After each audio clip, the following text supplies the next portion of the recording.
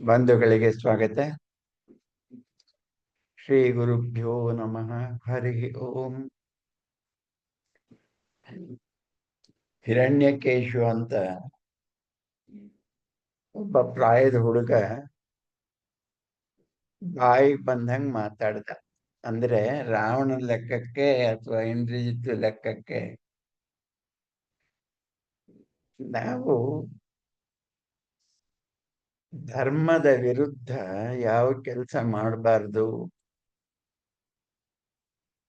ಅಧರ್ಮ ಮಾಡದೇ ಇದ್ರೆ ಗೆಲುವು 100ಕ್ಕೆ 100 ನಮಗೆ ಸಿದ್ಧ. ಈ ಮಾತಿನ ಮೂಲಕ ನಮ್ಮ ನಾಯಕರು ರಾವಣೇಶ್ವರ ಅಧರ್ಮ ಮಾಡಿದ್ದಾರೆ ಅನ್ನೋ ಸೂಚನೆ ಕೊಟ್ಟನಲ್ಲ. ಇಂದ್ರಜಿತ್ತು ಎದ್ ನಿಂತ ಹೇಳ್ತಾನೆ, ನಾನು ಮಾತಾಡ್ಬೇಕಂತ ಬಂದಿರ್ಲಿಲ್ಲ, ಆದರೆ ಈ ಹುಡುಗಣ್ಗಳು ಏನೋ ಬಾಯಿ ಬಂದಂಗೆ ಮಾತಾಡ್ತಾರಲ್ಲ, ಅದಕ್ಕೆ ಇಷ್ಟು ಮಾತು ಹೇಳ್ಬೇಕಾಯ್ತು. ರಾಕ್ಷಸ ಬಲ ತನಗೆ ಬೇಡ ಅನ್ಯಾಯದ ಶಕ್ತಿ. ಸೀತೆಯಿಂದ ಅಕ್ಕೆ ಮೇನ್ ರಾಮನಿಂದ ಅಕ್ಕೆ ಆಗಲಿ ಅಥವಾ ಧರ್ಮದಿಂದಕ್ಕೆ. ನಮ್ಮ ಶೌರ್ಯದಿಂದ ನಾವು ಗೆಲುವನ್ನು ಪಡೆಯೋದೇ ಹೊರತು ಈ ಮೂರನೇ ವ್ಯಕ್ತಿಗಳ ಮಾತುಗಳು ನಮಗೆ ಬೇಡ. ಬೇಕಾದುದು ನಮ್ಮ ದೊರೆಗೆ ಇಲ್ಲಿ ಲಂಕೆಗೆ ಬಂದ ಬಹು ಅಪಾಯವನ್ನ ನಿವಾರಣೆ ಮಾಡ್ಕೊಳ್ಳೋದು ಕಾವ್ಯ ಮಲ್ತು. ಆ ಹುಡುಗ ಏನು ಕಾವ್ಯ ಹೇಳಿದ್ನಲ್ಲ, ಚೀಚಿ ಅಂತ ಅಣಗ್ಸಿ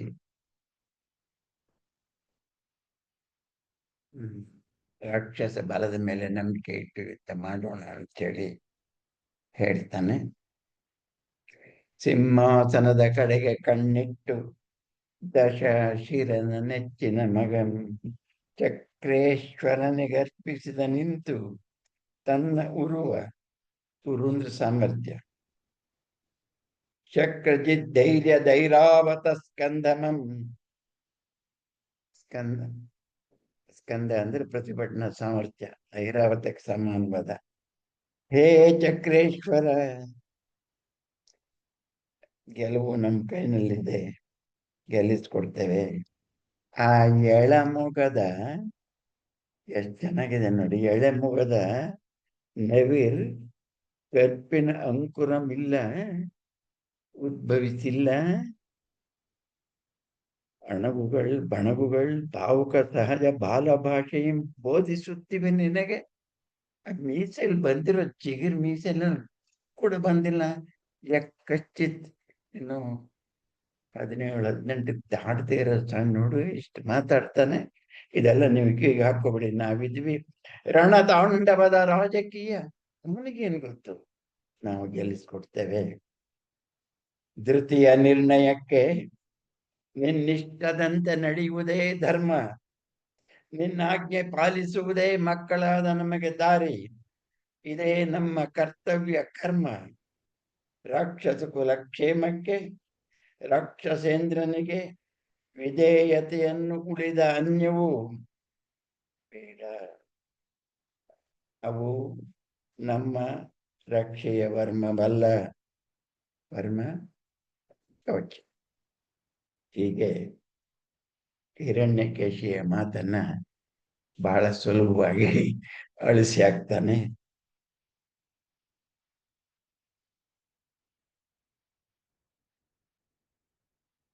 ಮುಂದಿನ ಮಾತು ನೋಡಿ. ಹನುಮನೆಂಬುವನ್ ಬೇಹಿನವರು ಒರದಬೋಲ್ ವಿಕ್ರಿಯಾ ವಿದ್ಯೆಯಿಂ ಶರದಿಯಂ ಲಂಘಿಸ ಸಮರ್ಥನಾದನ್. ಏನೋ ಒಂದು ಕ್ರಿಯಾ ವಿದ್ಯೆ ಅಂತೇಳಿ ಆಕಾಶಗಾಮಿ ವಿದ್ಯೆ ಅದೇನೋ ಕಲ್ತಿರ್ಬೋದು, ಸಮುದ್ರ ಹಾರಿರ್ಬೋದು. ಹಾಗಂದೇಳಿ ಇಡೀ ಲಕ್ಷ ಮಂಗಗಳು ಹಾರ್ಬಿಡ್ತಾರ, ಎಲ್ರು ಅವನಂಗಾನೆ ಇಲ್ಲಿ ಬಂದು ಗಲಾಟೆ ಮಾಡೋಕ್ ಸಾಧ್ಯನ? ಚೀಚಿ, ಇದೆಲ್ಲ ಕೇವಲ ಅಸಾಧ್ಯ ಅಂತ ಮಾತು ಬಿಟ್ಬಿಡಿ. ಬರಲಿ ರಾಮನ ಸೇನೆ 515. ಕಾಡಿನ ಕಪಿಧ್ವಜದ ವಾನರ ಚಮೂ ಬರಲಿ, ಕಡಲಿ ಮಸಣಾಗಲಿ ಸಮಾಧಿ ತನ್ನ ಮಣ್ಣೊಡಲೋಳ್ ಈ ಲಂಕೆ ರಚಿಪುದೆ ದಿಟಂ ಶತ್ರು ಗಾತ್ರಕ್ಕೆ. ಗಾತ್ರ ಅಂದ್ರೆ ಒಂದು, ಅಸಂಖ್ಯ ಇನ್ನೊಂದು ದೇಹ. ಎರಡಕ್ಕೂ ಸಮುದ್ರದಲ್ಲಿ ಗಲಾಟೆ ಮಾಡ್ತಾರಲ್ಲ, ಅಲ್ಲಲ್ಲ, ಅವರಿಗೆ ಸ್ಮಶಾನ ನಮ್ಮ ಲಂಕೆಯ ಭೂಮಿ.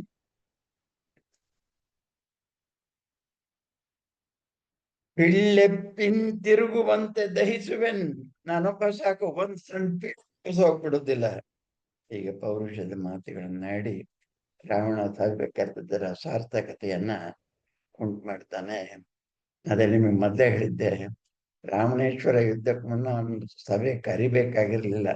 ಅಷ್ಟು ಜಗದ್ವಿಜೀವಾದಂತಹ ವೀರಾದಿ ವೀರನಿಗೆ ಇಷ್ಟೆಲ್ಲ ಶಂಕೆ ಇತ್ತು ಅಂದ್ರೆ ಅದು ಅವನಿಂದ ಬಂದದ್ದೇನೆ, ಮತ್ತು ಅವನು 50% ಹೇದಿದ್ದಾನೆ ಅನ್ನೋದು ಕೂಡ.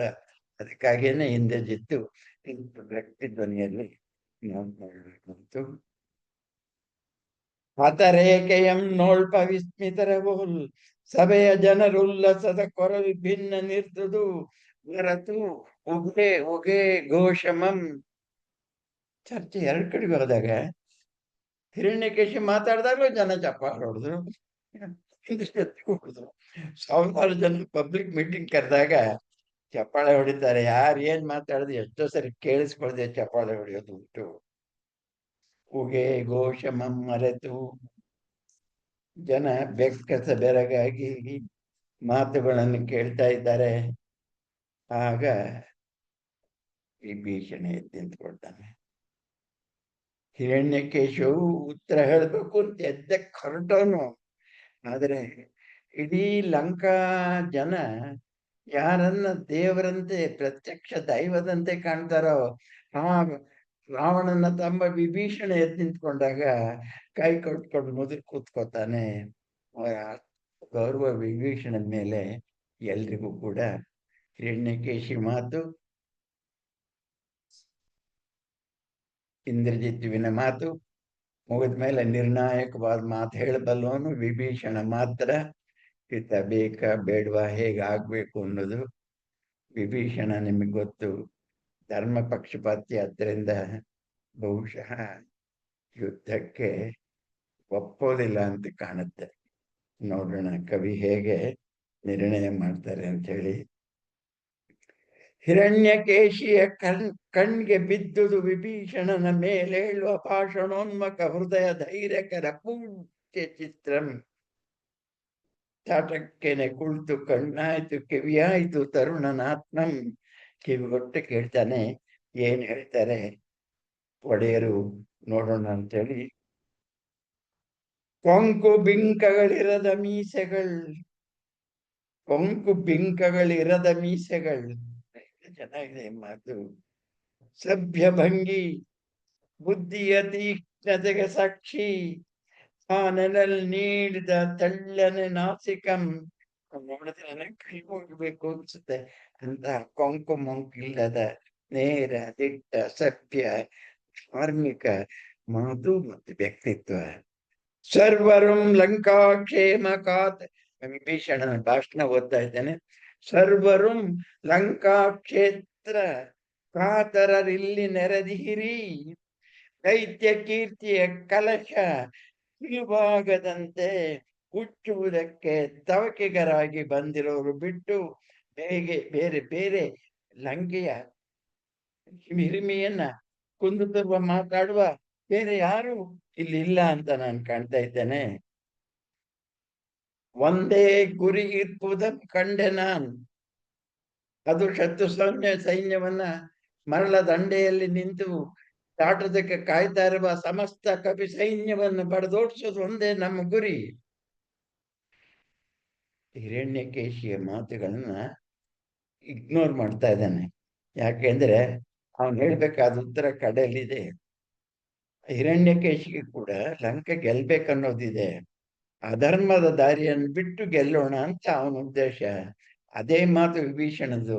ನಡೆದೇ ಇದ್ದಾಗ ರಾವಣನನ್ನು ಬಿಟ್ಟು ಹೋಗ್ತಾನೆ ಅನ್ನೋ ಕಥೆಯೂ ಕೂಡ ನಿಮಗೆ ಗೊತ್ತಿದೆ.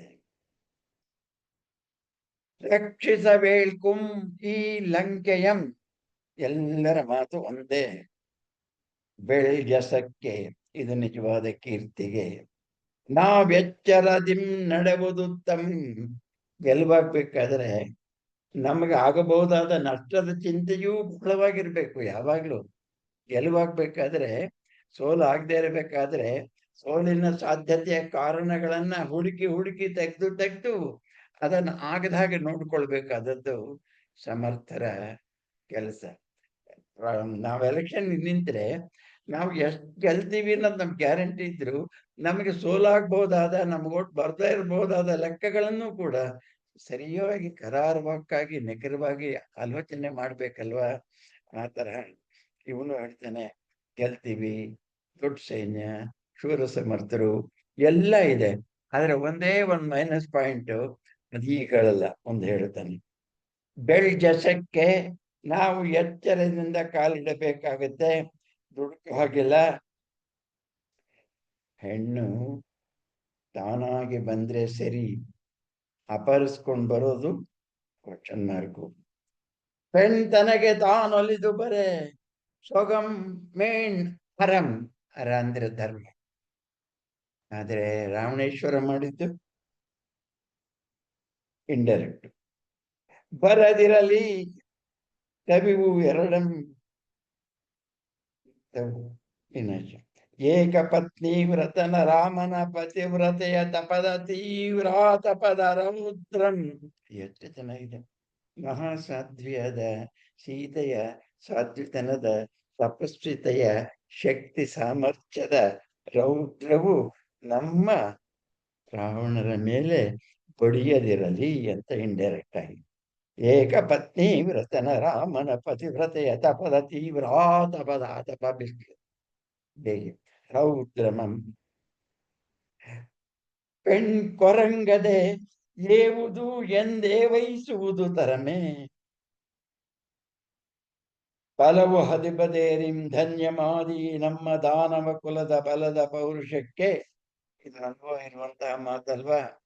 ಆದ್ದರಿಂದ ದಾನವ ಕುಲದ ಪತಿವ್ರತೆಯರನ್ನ ಬಿಟ್ಟು ಯೋಚಿಸಿ ರಾಮನನ್ನೇ ನೆನೆದು ಕೊರಗೆ ಕರಗುವ ಸತಿಯ ಸುಯುಸಿರು, ಆ ಬಿಸಿ ಉಸಿರು ಅದಕ್ಕೆ ಬಂದು ತಟ್ತಾ ಇರೋದಿಲ್ವಾ. ಶಾಪ ಅದು ತಾಪ ಸೀತೆಯಿಂದ ರಾವಣೇಶ್ವರನಿಗೆ ಬರುವಂತಹದ್ದು. ವಿಧಿಯ ವಜ್ರಕ್ಕೆ ಮಿಗಿಲ್ ಕ್ರೂರತಮಂ ಪ್ರತಿಹತಂ. ಬಿಸಿಯಾದ ಸೀತೆಯ ನಿಟ್ಟಿಸಲು ಅದು ವಜ್ರ ಇದಕ್ಕಿಂತ ಮಿಗಿಲಾದದ್ದು, ಹೆದರ್ಕೋಬೇಕು. ಈ ಮೇಘನಾದರ ಶಕ್ತಿ ಶೈಲಗಳು ಅದನ್ನು ನಿಲ್ಲುವುದಿಲ್ಲ. ಮೇಘನಾದ ಅಂದ್ರೆ ಇಂದ್ರಜಿತ್ತು. ತಿಳಿವ ಮುನ್ನಮೇ ಮಳಲ ರಾಶಿಗಳು ಬೆಣ್ಣಳಲ್ ತಿಣ್ಣಂ ಮರಿಯಲ್ಕೆ. ಕುಲ ಕೀರ್ತಿ ನಾಶನ ಕರಂ ಪರಿಹರಿಪುದ ಒಂದು ಪಾಪಂ ಅನಂತರಂ ರಾಮ ಲಕ್ಷ್ಮಣರಿಗೆ. ಈ ಪಾಪ ಒಂದು ನಿವಾರಣೆ ಆದ್ರೆ ಇಂಥ 100 ರಾಮರನ್ನ ಗೆಲ್ಲೋ ಶಕ್ತಿ ನಮ್ಗಿದೆ ಅಂದ್ರೆ ಸೂಕ್ತವಾಗಿ ಹೇಳ್ತಾ ಇರೋದು, ಸೀತೆಯಿಂದ ಗೌರವವಾಗಿ ವಾಪಸ್ ಕೊಡ್ಲಿ ಅನ್ನೋದು. ಕುಲ ಕೀರ್ತಿ ನಾಶನ ಕರಂ ಪರಿಹರಿಪುದು ಆ ಒಂದು ಅಣ್ಣ ಮಾಡಿದ ಪಾಪಮನ್. ಅನಂತರಂ ರಾಮ ಲಕ್ಷ್ಮಣರಿರ್ಲಿ, ಕಪಿಸೇನೆ ಬರ್ಲಿ, ಲಂಕೆ ದುರ್ಗಂ ಕಂ ಯಮಗಂತೆ ವೈರಗುಂ ಸ್ವರ್ಗ ಕಾರಣಂ ಕವಾಟಂ. ಪ್ರವೇಶ ಮಾಡುವ ಜಾಗ ಕಡೆಗೆ ಅವರಿಗೂ ಈ ಲಂಕೆ ಸ್ವರ್ಗ ಆಗುತ್ತೆ ಅವ್ರದ್ದೇ ಆದಾಗ. ಆದ್ರೆ ಧರ್ಮ ನಮ್ಮ ಕಡೆ ಸದ್ಯಕ್ಕೆ ಇಲ್ಲ. ರಾವಣನ ಎದುರಿನಲ್ಲೇನೆ ಇಷ್ಟು ಮಾತುಗಳನ್ನು ಹೇಳಿದ್ದಾನೆ. ರಾವಣೇಶ್ವರನಿಗೆ ಏನ್ ಅನಿಸ್ಬೋದು. ರಾಕ್ಷಸೇಶ್ವರನ ವದನ ತೇಜಂ 611. ಮಸುಣಾಗೆ ಕಣ್ಣಾಲಿ ತೇಲಿ ಮೆಲ್ಲ ನಲ್ಲಿಂ ತೆರಳ್ದನ್ ಅಸುರಾಧಿಪಂ. ಹೀಗೆ ಬಹಿರಂಗವಾಗಿ ಹೇಳಿದಾಗ ರಾವಣೇಶ್ವರನಿಗೆ ಏನ್ ಬರ್ಲಿಕ್ಕೆ ಉಳಿಲಿಲ್ಲ, ಸಭಾತ್ಯಾಗ ಮಾಡುತ್ತಾನೆ. ಶೈಲಿ ಅಂತ ನಾವು ನಿಮಗೆ ಗೊತ್ತಾಗುತ್ತೆ. ಇದು ಸಾವಿರ ವರ್ಷಗಳ ಹಿಂದಿನ ವಾಲ್ಮೀಕಿ ಮಹರ್ಷಿಗಳ ಶೈಲಿ ಅಲ್ಲ ಅದು.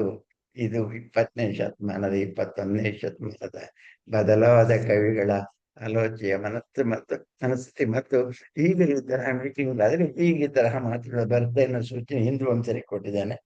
ಹಾಗೆ ಇದನ್ನು ಮುಗಿಸ್ತಾನೆ. ಸಭಾತ್ಯಾಗ ಆಯ್ತು ಅಂದ್ರೆ ವಿಭೀಷಣನಿಗೂ ರಾವಣನಿಗೂ 100 ಭಾಗ ವಿರುದ್ಧ ಭಾವ ಬಂತು ಅಂತ ಅರ್ಥ. ಮುಂದಿನ ಭಾಗದಲ್ಲಿ ನಿನ್ನ ಮಗಳಲ್ಲದೆ ಅನಲೆ ಬಹಳ ಸುಂದರವಾದ ಹೃದಯಂಗಮವಾದಂತಹ ಮಾತುಗಳು.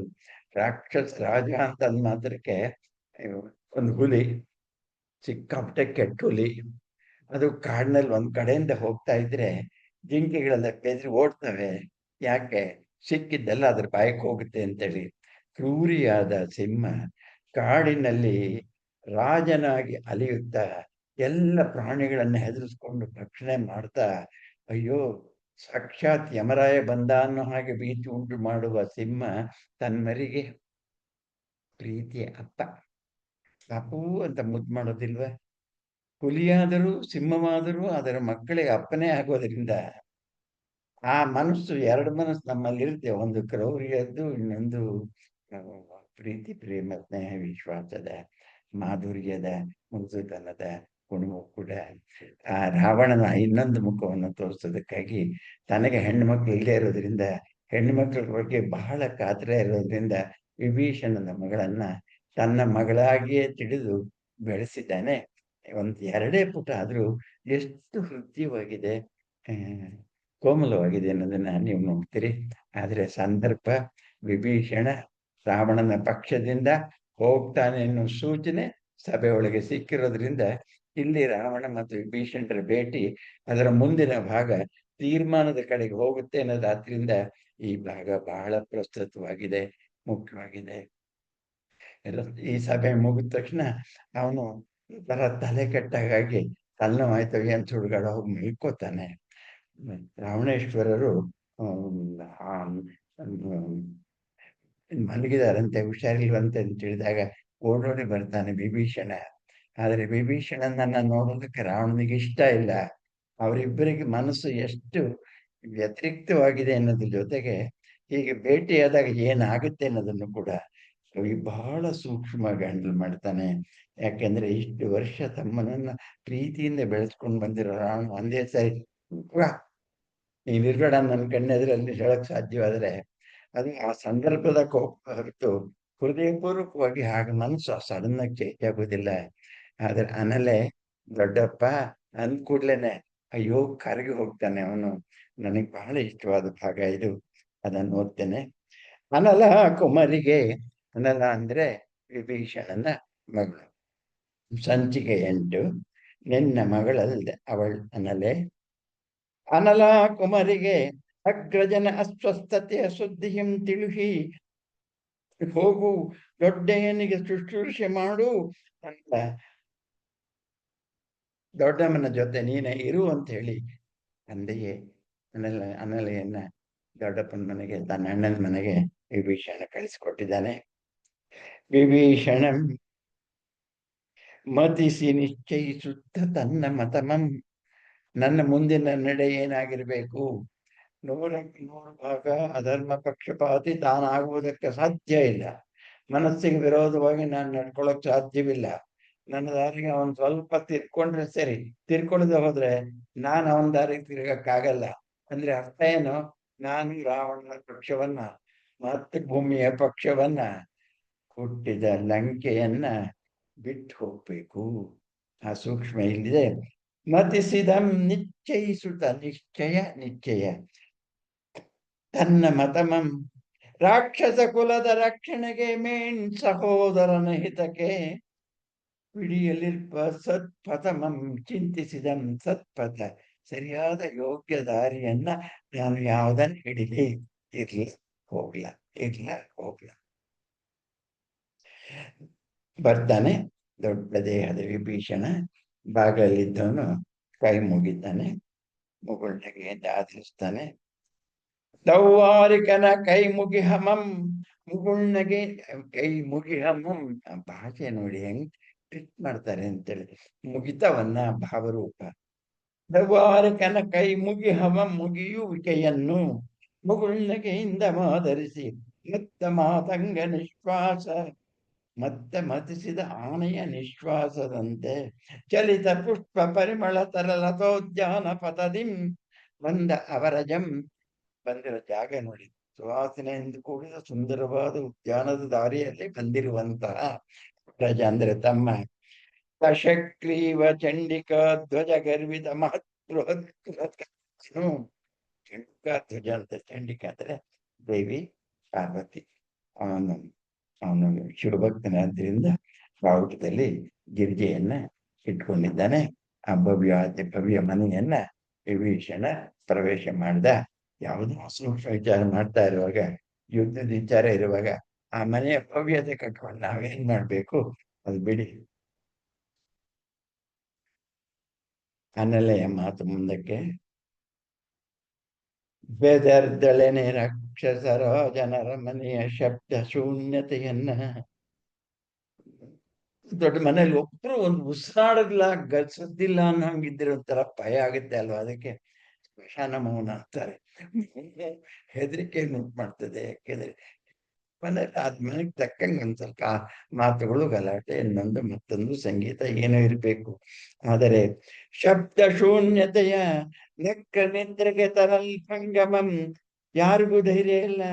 ಹುಡುಕಿದಳ್ ಪಿಡಿದಳ್ ಅಯ್ಯನ ಕೈಯನ್ ಉಸಿರದೇನೊಂದು ಒಳ ಬಂದ ಅತ್ತೆಯನ್ನ ವಿಭೀಷಣನ ಕೈಯಲ್ಲಿ ಹಿಡ್ಕೊಂಡು ಕರ್ಕೊಂಡು ಹೋಗ್ತಾಳೆ. ಒಂದು ಮಾತಾಡ್ಲಿಲ್ಲ, ಹುಷಾರಿನ ಬಗ್ಗೆ ಹೇಳಿಲ್ಲ, ದೊಡ್ಡಪ್ಪನ ಬಗ್ಗೆ ಹೇಳಲಿಲ್ಲ. ಯಾಕೆ? ಸಂದರ್ಭ ಅದು. ಉಸಿರಾಡೋಂಗಿಲ್ಲ, ಸದ್ ಮಾಡೋಂಗಿಲ್ಲ.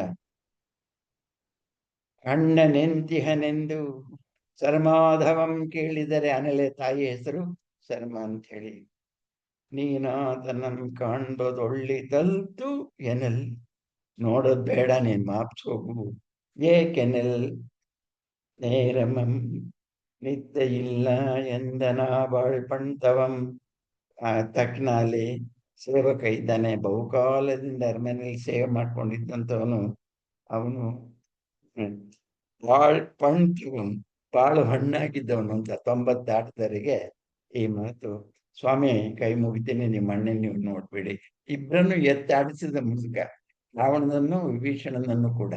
ಆಗ ಈ ಇವರಿಬ್ಬರಿಗೆ ಜಗಳ ಆದ್ರೆ ಅವನಿಗಾಗುವಷ್ಟು ನೋವು ಬೇರೆ ಯಾರಿಗೂ ಇಲ್ಲ. ಆದ್ರಿಂದ ಯಜಮಾನ್ರೆ ಕೈ ಮುಗಿತೀನಿ, ನಿಮ್ಮಣ್ಣ ನೋಡ್ಬೇಡಿ ಇವಾಗ. ಯಾಕೆ? ಏನೋ ಒಂದು ಸುಳ್ಳು ಹೇಳ್ಬೇಕು. ಯಾಕೆ ಅಂದ್ರೆ ನನ್ನಿಂದ ನಿದ್ದೆ ಮಾಡಿಲ್ಲ ಅವರು, ಅದಕ್ಕೆ. ನಿದ್ದೆ ಇಲ್ಲೆಂದನ ಬಾಳ್ಪಣ್ತವಂ ಕೆಮ್ಮನೆಯ ಕೂಳ್ತೆರಳ್ ಮೂರ್ಕ್ಷಣಂ ಮತ್ತ ಮನಲೆಯ ಪಿತೃ ಅವಿಂಧ್ಯಂಗೆ ಪೇಳಿದಂ. ಆಳಿನ ಹೆಸರು ಅವಿಂಧ್ಯ ಅಂತೇಳಿ. ಒಳಗೆ ಹೋಗ್ತಾರಕ್ ಆಗೋದಿಲ್ಲ, ವಿಷಯ ತೀರ್ಮಾನ ಹಾಕ್ಬೇಕಾಗಿದೆ. ಕಸ್ಪಿಸಿ ಆಗಿದ, ಏನಾಗಿದೆಯೋ ನಮ್ಮ ಅಣ್ಣ ಮುಚ್ಚಿ ಏನಾಗಿದೆಯೋ. ಎಂತಿರ್ಪನಿಗಳ್ ನಾನು ಮಲಗಿ ಹನ್ 42. ನಿದ್ರಿಪನೆ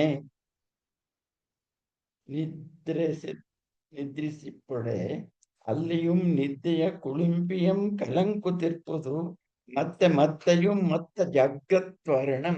ಮಲಗಿದ್ದಾರೆ, ನಿದ್ದೆ ಬಂದ ಕೂಡ್ಲೇನೆ ಮತ್ತೆ ಕಂಪನ ಆಗುತ್ತೆ. ಅದಕ್ಕೆ ಬಳಸಿದ ಪದ ಕುರುಂಪೆ ಅಂತ. ಕುರುಂಪೆ ಅನ್ನೋದಕ್ಕೆ ಗುಂಡಿ ಅಂತ ಒಂದು ಅರ್ಥ ಇದೆ. ಇಲ್ಲಿ ಅರ್ಥದಲ್ಲಿ ಬಳಸಿಲ್ಲ, ಮಂಪದ ಒಂದು ಅರ್ಥದಲ್ಲಿ ಬಳಸಿದ್ದಾರೆ. ಕುಳುಂಪೆಯಂ ಕಲಂಕುತಿರ್ಪುದು ಮತ್ತೆ ಮತ್ತೆಯಂ ಮತ್ತ ಜಗತ್ವಾರಣಂ. ಎಚ್ಚರವೆಂಬ ವಾರಣ, ಆನೆಯ ಮತ್ತ ಮದಿಸುವಿಕೆ. ಆದ್ರೆ ಅವನು ಮುಂದೆ ಹೋಗ್ತಾನೆ. ಆಳಿನ ಮಾತನ್ನ, ಅವಿಂದನ ಮಾತನ್ನ ಒಪ್ಕೊಳ್ಳೋದನ್ನೇ.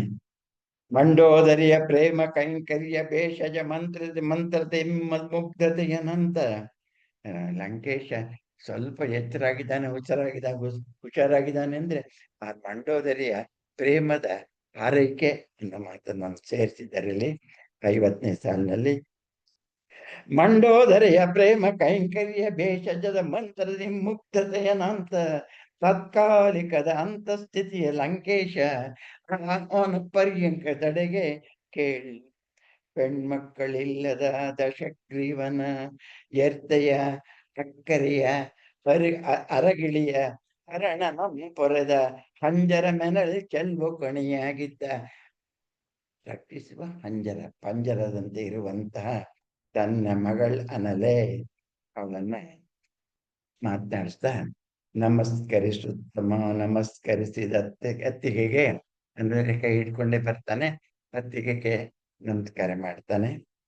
ದಿಗ್ದಂತಿದಂತ ರಚನೆಯ ಇದು ಕವಿ ಬಿಡಕ್ಕಾಗಲ್ಲ. ಇಷ್ಟು ಸೂಕ್ಷ್ಮ ಮನಸ್ಥಿತಿಯ ಹೊಯ್ದಾಟದ ಸಮಯದಲ್ಲಿ ಕೂಡ ಸಂದರ್ಭವನ್ನು ಕುರಿತ ಒಂದೆರಡು ಮಾತುಗಳು ವರ್ಣನೆ ಮಾಡದೇ ಇರೋದಕ್ಕೆ ಕವಿಗೆ ಸಾಧ್ಯ ಇಲ್ಲ. ಯಾಕೆಂದ್ರೆ ಅದು ಅಭ್ಯಾಸ. ಭವ್ಯ ಮಂಚ, ಆ ಮಂಚಕ್ಕೆ ಆನೆಯ ದಂತದ ಅಲಂಕಾರ, ಇದನ್ನ ಬೇಕಾಗಿತ್ತ ಈ ಸಂದರ್ಭಕ್ಕೆ ಅಂತ. ದಿಗ್ದಂತಿ ದಂತ ರಚನೆಯ ರತ್ನ ರಮಣೀಯ ಭವ್ಯ ಮಂಚದ ಭವ್ಯ ವಿಸ್ತಾರದಲ್ಲಿ ದೊಡ್ಡ ದೇಹದಲ್ಲಿ ಮಲಗಿರುವ ರಾವಣೇಶ್ವರ ಮಲಗಿರ್ದೊಡಂ ತನ್ನ ಲೋಕಾಕ್ರಮಣ ವಿಕ್ರಮ ನನ್ನ ಪಿಡನೆಂಬವೋಲ್ಲದನ್ನ ಕ್ರಮಿಸಿರುವ ಅವನು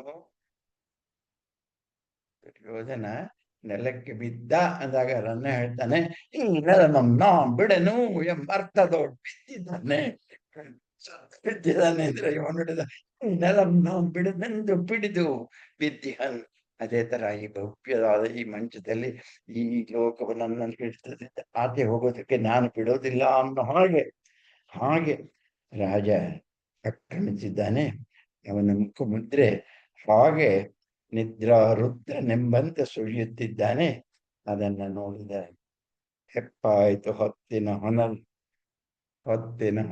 ಆ ಸಂದರ್ಭದ ಆ ಕ್ಷಣದ ನಡವಳಿಕೆ ಅದಕ್ಕೆ ಹೊನಲ್ತಾನೆ. ಅದು ಹೆಪ್ಪಾಯಿತು, ಸ್ತಬ್ಧವಾಯಿತು, ಮೌನವಾಯಿತು. ಪೊಣ್ಮೆ ಕಕ್ಷೆಯನೆಲ್ಲ ತುಂಬಿದ್ದ ಪರಿಮಳಂ ಹೊಗರಗೈಯುತ್ತಿದ್ದುದ ರವ ಶವದ ಭಾರಮಂ. ಮಾತಿಲ್ಲ, ಕಥೆ ಇಲ್ಲ, ಸ್ಮಶಾನ ಮೌನ. ಅಲ್ಲಿ ಏನೋ ಒಂಚೂರು ಸುವಾಸನೆಯ ಒಂದಿಷ್ಟು ಪರಿಮಳ ತುಂಬಿದೆ. ಅರಮನೆಯಲ್ಲಿ ಸಹಜವಾಗಿರುವಂತಹದ್ದು. ಅದು ಈ ಮೌನದ ಅಸಹನೀಯತೆಯ ಭಾರವನ್ನು ಕಡಿಮೆ ಮಾಡಿದೆ. ಅಸಹನೀಯ ಅನ್ನೋದಕ್ಕೆ ಕವಿ ಬಳಸೋ ಪದ ರವಶವ. ಸ್ಮಶಾನದ ಮೌನ ಅಂತ ರವಶವ ಅಂದ್ರೆ ಶವದ ರವ ಶಬ್ದ. ಅದು ಇದೆ, ಮೌನವಾಗಿದೆ. ಅಲ್ಲಿ ಪರಿಮಳ ಇಷ್ಟು ಗಂಭೀರವಾಗಿ ಯಾಕೆ ಕವಿ ಎತ್ಕೊಂಡು ಹೋಗ್ತಾ ಇದ್ದಾನೆ ಅಂದ್ರೆ ನಮ್ಮ ಮನಸ್ಸನ್ನು ಸಿದ್ಧ ಮಾಡ್ತಾ ಇದ್ದಾನೆ. ಮುಂದಾಗಲಿರುವ ಭಯಂಕರವಾದ ರಾವಣ ವಿಭೀಷಣರ ಸಂವಾದವು, ವಿಭೀಷಣನ ಪಕ್ಷತ್ಯಾಗವು, ಅದರಿಂದ ತನ್ನ ಪಕ್ಷಗಳನ್ನ ಕತ್ತರಿಸಿಕೊಂಡ ಗರುಡನಂತೆ ಹತಾಶನಾಗುವ ರಾವಣೇಶ್ವರನ ದುಸ್ಥಿತಿಯು, ಇದನ್ನೆಲ್ಲ ಹೇಳೋದಕ್ಕೆ ಇಂಟ್ರೊಡಕ್ಷನ್ ಆಗಿ ನಮ್ಮ ಮನಸ್ಸನ್ನು ಸಿದ್ಧ ಮಾಡೋದಕ್ಕೆ ಈ ರವಶವನ್ನ ತಂದಿದ್ದಾನೆ ಕವಿ. ಕ್ಷಣ ಪ್ರಜ್ಞತಾಂ ಪ್ರೇಕ್ಷಿಸುತ್ತಿರ್ತುದ ವದನ ವೇದಿ ಪ್ರಸಂಗೈದು ಕೆಲವತ್ತು ಕುಣಿಯುತ್ತ ಮತ್ತೆ ಚಿತ್ತದ ಗುಪ್ತ ನೇಪಥ್ಯ ಪಾತಾಳ ಮಂಪುಗುವತ್ತು ಸ್ವಪ್ನ ಶೈಲೂಷ ನಾಟ್ಯಂಗಳಂ. ಅವನ ಮನಸ್ಸು ಎದ್ದೆದ್ದು ಕುಣಿತಾ ಇದೆಯಲ್ಲ, ಆ ಭಾವನರ್ತನವನ್ನ ಕವಿಯ ಭಾಷೆಯಲ್ಲಿ ಕೇಳೋಣ.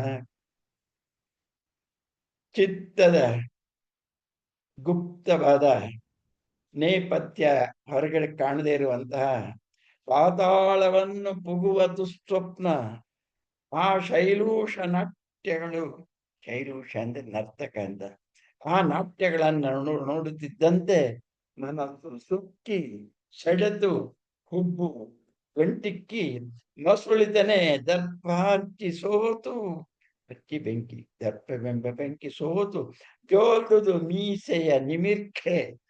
ಏನ್ ನೋಡ್ತಾ ಮೀಸೆ ಕೆಳಗೆ ನೋಡ್ತಾ ಇತ್ತು, ಅದಕ್ಕೆ ಚೋಲ್ವುದು.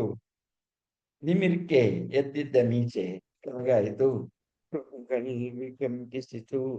ಅಚ್ಚರಿಯನಲ್ಲಿ ಭಯಂಗೊಂಡಂತೆ. ಮಾತೇ ಇಲ್ಲದೆ ಇರೋದನ್ನು ಮಾತಾಡಿದ್ರು ಅಂದ್ರೆ ಅದು ಹೃದಯದ ಭಾವನೆಯ ಹತಾಶ ಸ್ಥಿತಿಯ ದುಃಖದ ಗೋಳಿನ ನಡುಕದ ಎರಡು ಮಾತುಗಳು ಹೊರಡಬೇಕಷ್ಟೇ, ಬೇರೆ ಬರಕ್ ಸಾಧ್ಯ ಇಲ್ಲ. ಅದಕ್ಕಾಗಿ ಇಷ್ಟು ಹಿನ್ನೆಲೆ ಹೇಳ್ತಾನೆ. ಕಂಡರಿಯದ ಸ್ಥಿತಿಯನ್ನ, ಭಯಗೊಂಡಂತೆ ಅಚ್ಚರಿಯಂತೆ ಬೆಮರ್ತಿರುವಂತಹ ಅಣ್ಣನನ್ನ ಕಂಡು ಕರುಣಾರಸಕ್ಕೆ ಕರಗುತ್ತಿರಲಿ ಅನಲೆ ಅಯ್ಯಂ ಕರುಣಾರಸಕ್ಕೆ ಕರಗುತ್ತಿರಲ್ ತುಳುಂಕಿದು ಕಣ್ಣಿಮಶ್ರವರಿ ದೈತ್ಯ ಚಕ್ರೇಶ್ವರ. ಇಷ್ಟು ಹತಾಶ ಸ್ಥಿತಿಯಲ್ಲಿ ಕೈ ಚಾಚಿ ಆ ಮಂಚದಲ್ಲಿ ಮಲಗಿರೋದನ್ನ ನೋಡಿ ಅವನಿಗೆ ತಡ್ಕೊಳಕ್ಕಾಗ್ಲಿಲ್ಲ. ಅವನು ಏನ್ ಮಾಡ್ದ, ಏನೋ ಆಯ್ತು, ತಪ್ಪಾಯ್ತು. ಈ ಆಗೋಕ್ ಮುಂಚೆ ಇವತ್ತಿನವರೆಗೆ ಕಳೆದ 100 ವರ್ಷದಿಂದ ಅವ್ರು ಹೇಗ್ ಬದುಕಿದ್ದಾರೆ ಅಣ್ಣ ತಮ್ಮ. ಅದಕ್ಕಾಗಿ ಅವನ ಮನಸ್ಸು ಕಿತ್ತು ಬರ್ತಾ ಇದೆ. ಕರುಣಾರಸದ ಆವೇಗದ ಮನಸ್ಸು ಸೋದರ ಸಾಮೀಪ್ಯಮಂ ಕೂಡಿ ವಸುಳವೋಲಂತೆ ತಾನು ಅಳುತ್ತಾನೆ. ಅವನು ಕೂಡ ಸರ್ವಲೋಕ ಭಯಂಕರಂ ಮಹೇಂದ್ರಾರಿ ದೈತ್ಯ ಚಕ್ರೇಶ್ವರಂ ನಿದ್ರೆಯೋಳ್ ಅಳಲ್ತೊಡಗಿದನು. ಏನೋ ವೇದನೆಯ ಮನಸ್ಸಿನ ವಿಕಲ್ಪ ಸ್ಥಿತಿಯ ತೊದಲ್ ಕನವರಿಕೆಗಳು. ಓಂಕನೆದ್ದಂ ಎದ್ ಕೂಡ್ಲೆ ಕಾಣೋದು ಯಾರು? ಕೃಷ್ಣ ಪರಮಾತ್ಮನಿಗೆ ಅರ್ಜುನ ತಾನೇ ಕಾಣೋದು. ಹ ಕಾಲ್ದೆಸೆಯಲ್ಲಿರುವಂತಹ ದುರ್ಯೋಧನ ಹೇಗ್ ಕಾಣ್ತಾನೆ? ಕಣ್ ಬಿಟ್ಟ ಕೂಡ್ಲೆ ಅವನ ಮನಸ್ಸು ಯಾವಾಗ್ಲೂ ಅಲ್ಲೇ ಕಡೆಗೆ ಇರೋದ್ರಿಂದ ಹೋಗಿಲ್ಲ. ಅಲ್ಲೇನ್ ಕೇಳ್ಬೇಕು, ಅದ ಅರ್ಥ ಏನು? ಮನೇಲೆ ಮೇಲೆ ಎಷ್ಟು ಪ್ರೇಮ ಅಂದ್ರೆ ಏನು ಬೇಕಾದ್ರೂ ತ್ಯಾಗ ಮಾಡ್ತಾನೆ. ತನ್ನ ಪುಷ್ಪಕ ವಿಮಾನ ಬೇಕಾದ್ರೂ ತಾನೇ ಕೊಡ್ತಾನೆ. ಆದ್ರೆ ಅನಲೆಯನ್ನ ಕೈಗೂಡಕ್ಕಾಗಲ್ಲ. ಅವನ್ಗೆ ಅಳ್ಬಿಟ್ಟು ಹೋದ್ರೆ ತನ್ನ ಕತೆ ಮುಗೀತು. ಓಂಕನೆಯ ಕಣ್ತೆರೆದು ಆವೇಶಿಸಿದನ್ ಇಲ್ಲ ಸೋದರನ ಸಾಮರ್ಥ್ಯಮಂ ಅನಲಾ ಕೂಗಿದನ್ ಸಾಗಿದಳ್ ಮೊಗದಸೆಗೆ ಇಲ್ಲಿದಳ್ ತೂಗಿ ಹಿಂದಕ್ಕೆ ದಯ್ಯ ಎಂದಳ್ ಏನಿಲ್ಲ. ಮುಂದಿನ ಮಾತು ಗಮನ ಇಟ್ಟು ಕೇಳಿ. 111. ಏನಿಲ್ಲ ನೀನ್ ಎನ್ನನ್ ಅಗಲಿದೋಲ್ ಎನಗೊಂದು ಕನಸಾದುದಕ್ಕ.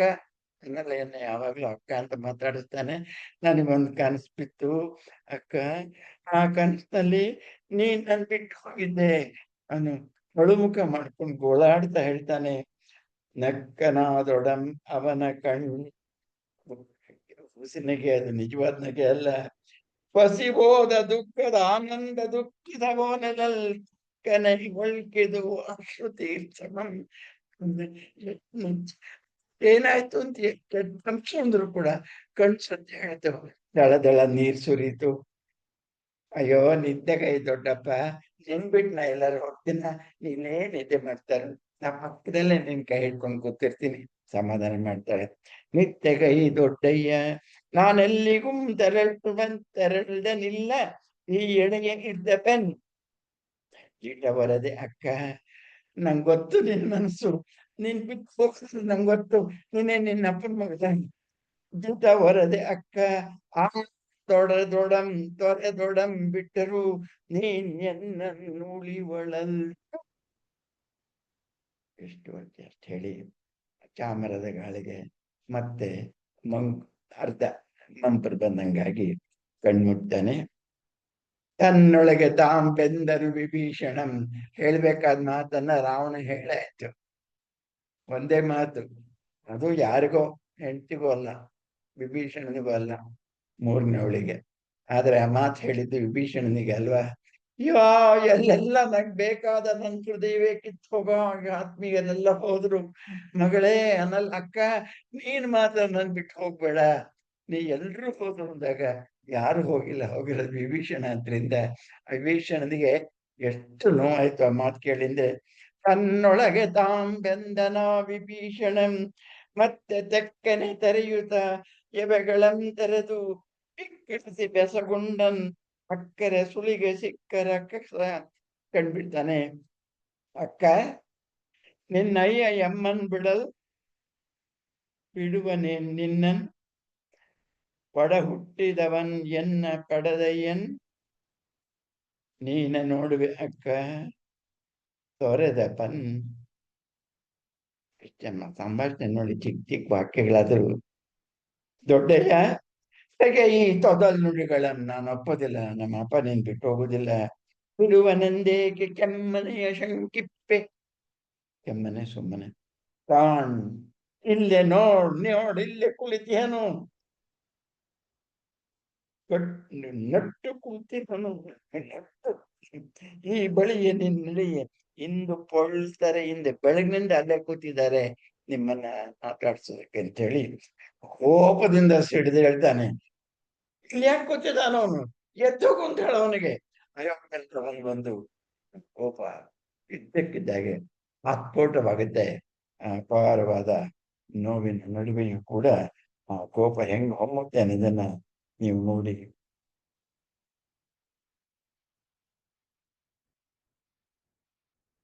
ಮಂಡೋದರಿ ಮತ್ತು ಅನಲೆ ದಿಗ್ಭ್ರಾಂತರಾಗಿ ಬೆಪ್ಪಾಗಿ ನೋಡ್ತಾ ಇದ್ದಾರೆ. ಕರ್ಪೂರೇಂದ್ರನ ಭುಗಿಲ್ ಕೋಪ ಕಾರ್ಕೋಟಕಂ ಸಿಡಿದುದು. ಕಾರ್ಕೋಟಕ ವಿಷಗಳಲ್ಲಿ ಅತ್ಯಂತ ವಿಷದ ಹಾವು. ಅದರ ಹಾಗೆ ಅವನ ಧ್ವನಿ ಸ್ಫೋಟಿಸಿತು. ಬಿಟ್ಟರಾರ್ ಎನ್ನ ಬಳಿಗೆ ಈ ಕುಲದ್ರೋಹಿಯಂ. ನಮ್ಮನೆಗೆ ಹೆಂಗ್ ಬಂದ? ಯಾರು ಒಳಗ್ ಬಿಟ್ಟವ್ರು? ಯಾರು?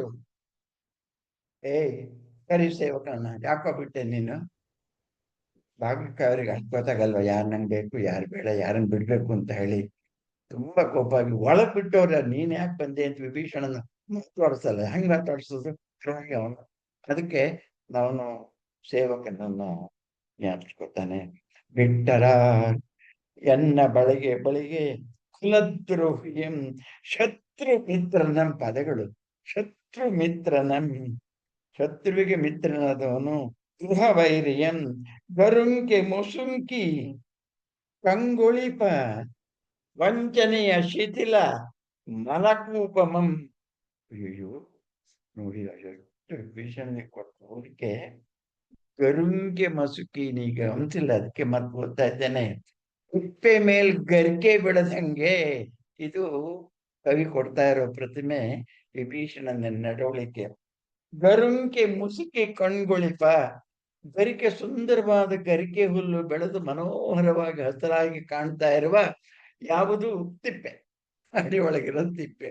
ಹಾಗೆ ಈ ತಿಪ್ಪೆಯ ಮನಸ್ಸು, ಈ ಇವನಾಡೋ ಮಾತುಗಳು, ಇದು ಅದು ಎಲ್ಲಿಂದ ಎಲ್ಲಿಗೆ ಹೇಗೆ ಅದನ್ನೆಲ್ಲ ಒಂದೇ ಮಾತಲ್ಲಿ ಧ್ವನಿಸ್ತಾನೆ. ಅವಿಂಧ್ಯಾರ್ಯ, ಬಾಗಲಕಾಯಿ ಹಾಡು ಹೋಗ್ತಾನೆ. ಕೂಗಿದನು ದಶಕಂಠನ ಬಿರುದ ಸಾರ್ಥಕತೆಗೆ ಸರ್ವ ವಿಶ್ರುತಮಾಗೆ. ಅವಿಂಧ್ಯನ ಮನಲೆ ಪೋ. ಅನಿತರೊಳೆ ಬಂದ ತನಂ ಕಂಡು. ನೀನು ಅವನ ಜೊತೆ ಸೇರಿ ನನ್ ಕೊಲ್ಲಕ್ಕೆ ಏನಾದ್ರು ಪ್ಲಾನ್ ಮಾಡಿದ್ದೀಯೇನೋ? ಎಷ್ಟು ಚೆನ್ನಾಗಿದೆ 135 ಮಾತು. ನೀನೆಲ್ಲರನ್ನ ಕೊಲಗ ಒಳ ಸಂಚ ನುಟ್ಟಿ ರಾಜದ್ರೋಹಿಯಂ ರಾಜನ ಅರಮನೆಗೆ ಇಂತು ಸುಂದರಂತೆ. ಕೈ ಮುಗಿತಾನೆ. ಅವನಿಗೆ ಎತ್ತಾಡಿಸಿದ ಮಗು ವಿಭೀಷಣ. ರಾವಣ ಕೂಡ, ರಾವಣ ಎಷ್ಟು ತನಗೆ ಯಜಮಾನೋ ಇವನು ಅಷ್ಟೇ ದೊಡ್ಡ ಯಜಮಾನ. ಆದ್ರಿಂದ ನೀ ಯಾಕೆ ಬಿಟ್ಟೆ ಅಂದ್ರೆ, ಅವಿಂದ್ಯಾರೆ ಹೆದರ್ಕೊಂಡು ಗಡಗಡ ನಡಗ್ಲಿಲ್ಲ. ಹೇಳ ಅಂದೆ ಸ್ವಾಮಿ, ಅವರೇ ನುಗ್ಗಿ ಬಂದು ಅಂತ ಹೇಳಕ್ ಹೋಗ್ಲಿಲ್ಲ. ಎಷ್ಟು ಚೆನ್ನಾಗಿದೆ ಆ ಉತ್ತರ. ಈ ಸಂದರ್ಭೋಚಿತವಾಗಿ ಸಂಭಾಷಣೆ ಹೆಣೆಯುವಾಗ ಎಷ್ಟು ಹಿನ್ನೆಲೆಯನ್ನು ಆಲೋಚನೆ ಮಾಡ್ತಾರೆ ಅನ್ನೋದನ್ನು ಈ ಉತ್ತರದಲ್ಲಿ ನೀವು ಕಾಣ್ಬೇಕು. ಯಾಕೆ ಬಿಟ್ಟೆ? ಒಳಸಂಚು ಮಾಡಿದ್ದೀರಿ, ಅದೆಲ್ಲದಕ್ಕೂ ಉತ್ತರ. ಮಹಾಪ್ರಭು ಬಂದಿರೋರು ಮೂರನೇವರಲ್ಲ, ನಿಮ್ಮ ತಂದೆಯ ಮಗ, ಕೈಕಸಿಯ ಮಗ. ಈ ಮನೆಯವನು, ಮನೆ ಮಗ ಬಂದ್ರೆ ನಾನ್ ತಡಿಬೇಕ ಬಾಗಲಕಾಯನು ಅಂತ ಅದರ ಅರ್ಥ. ಬಂದವನು ಪೌಲಸ್ತ್ಯಜನ್ ಕೈ ಕಸೆಯ ಕುವರನ್ ನಿಮ್ಮ ಅವರಜನು. ಕುಂಭಕರ್ಣಂಗೆ ದೈತ್ಯ ಚಕ್ರೇಶ್ವರಂಗೆ ನಿಮಗೆ ಅಲ್ಲ, ದೊಡ್ಡವನು ಏಕವಚನ, ನಿನಗೆ ತಮ್ಮನ್ ಅಪಂಗ. ಅವನಿಗೆ ಕೇಳಿ ನಿರಂತರವಾಗಿ ಬಗೆದುಗುತ್ತಕ್ಕೂ ಧರ್ಮವನ್ನೇ ಹಿಡಿದು ಪಾಲಿಸುತ್ತಾ ಒಂದು ಎಳ್ಕಾಳಷ್ಟು ಅಧರ್ಮ ಮಾಡದೇ ಇರುವ ನಮ್ಮನ್ನು ಅದೇ ದಾರಿಯಲ್ಲಿ ಬೆಳೆಸ್ಕೊಂಡು ಬಂದಿರುವಂತಹ ಒಡೆಯರಾದ ವಿಭೀಷಣರು ತಪಂಗೈದು ಸದ್ಧರ್ಮಮಂ ತನ್ನ ಜೀವಿತದೊಂದು ಜೀವಾತುವೆನೆ ಸತ್ವವೆನೆ ಪಡೆದ ಸತ್ವ ತೇಜಂ ಬ್ರಹ್ಮವರದಿ ಚಿರಂಜೀವಿಯಾಗಿರ್ಪನ್.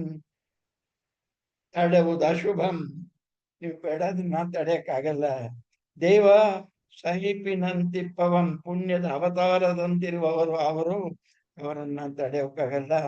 ಯಾವುದು ಬೇಡ? ಅನಲೆಯ ತಂದೆ. ನೀವು ಅನಲೆ ಬಗ್ಗೆ ನೀವೆಷ್ಟು ಗೌರವ ಇಟ್ಕೊಂಡಿದ್ದೀರಿ. ಸುಂದರವಾದ ಹುಡುಗಿ ಜೊತೆಗೆ ಅಷ್ಟೇ ಸದ್ಗುಣಿಯಾದಂತ ಹುಡುಗಿ ನಿಮಗೆ ಮಗಳಾಗಿ ಎಷ್ಟು ಪ್ರೀತಿಯನ್ನು ತೋರುತ್ತಾಳೆ. ಹುಡುಗಿ ಅಪ್ಪ ಹೆಂಗ್ರಿ ಬೇಡ ಅನ್ಲಿ ತಳಿಲಿ ಹೇಳ್ದು ಕಣ್ಣಟ್ಟು ಸುಯ್ದ ಸುರ ಆಳಿನ ಮಾತಿಗೆ ಅಂತ ಹೇಳಿ ಧೈರ್ಯ ಆಗೋದಿಲ್ಲ. ಯಾಕಂದ್ರೆ ಒಂದು ಈ ಆಳು ಸಾಧಾರಣ ಆಳಲ್ಲ ಅಂತ ಹೇಳಿದ್ದೀನಿ, ಮುಪ್ಪಿನ ಆಳು, ತಲೆ ಮಲಗಾಗಿರೋನು. ಎರಡನೇದು ಹೇಳ್ತಾರೆ ಮಾತಿನಲ್ಲಿ ಸತ್ಯ ಇದೆ. ಒಂದೇ ಒಂದು ಎಳ್ಕೊಂಡಷ್ಟು ಅಧರ್ಮ ಮಾಡಿದವನಲ್ಲ, ಮದ್ದರಿಂದ ಅವರನ್ನು ನೋಡಿದ್ರೆ ಕಾಲಿಗೆ ಬೀಳ್ಬೇಕು ಅನ್ಸುತ್ತೆ. ಅವರಿಕಾಯಿ ಅದನ್ನ ಅಂತಾನೆ ಅವ್ರನ್ನ ಹೇಗೆ ಪ್ರವೇಶಗೊಳಿಸದೇ ಇರ್ಲಿ ಆ ಮಾತುಗಳೆಲ್ಲ ಒಪ್ಕೊಟ್ಟು ದುಃಖ ಬಂತು, ಕೋಪ ಬಂತು, ಏನ್ ಮಾಡ್ಬೇಕಂತ ಗೊತ್ತಾಗ್ಲಿಲ್ಲ. ಮಂಡೋದರಿಯನ್ನೊಮ್ಮೆ ನೋಡಿದ, ಅಳ್ತಾ ಇದ್ದ ಅನಲೆಯನ್ನು ನೋಡಿದ, ಎದೆ ಮರುಕ ಉಕ್ಕಿತು. ನನ್ನ ಈ ಕೋಪದ ದೆಸೆಯಿಂದ ನನ್ನ ಅನಲೆ ಅಳ್ತಿದ್ದಾಳಲ್ಲ ಅಂತ ಅವನಿಗೆ ತಗ್ಗಿದ. ಆ ಕೋಪ ಹೋಯಿತು. ಬಿರುಕು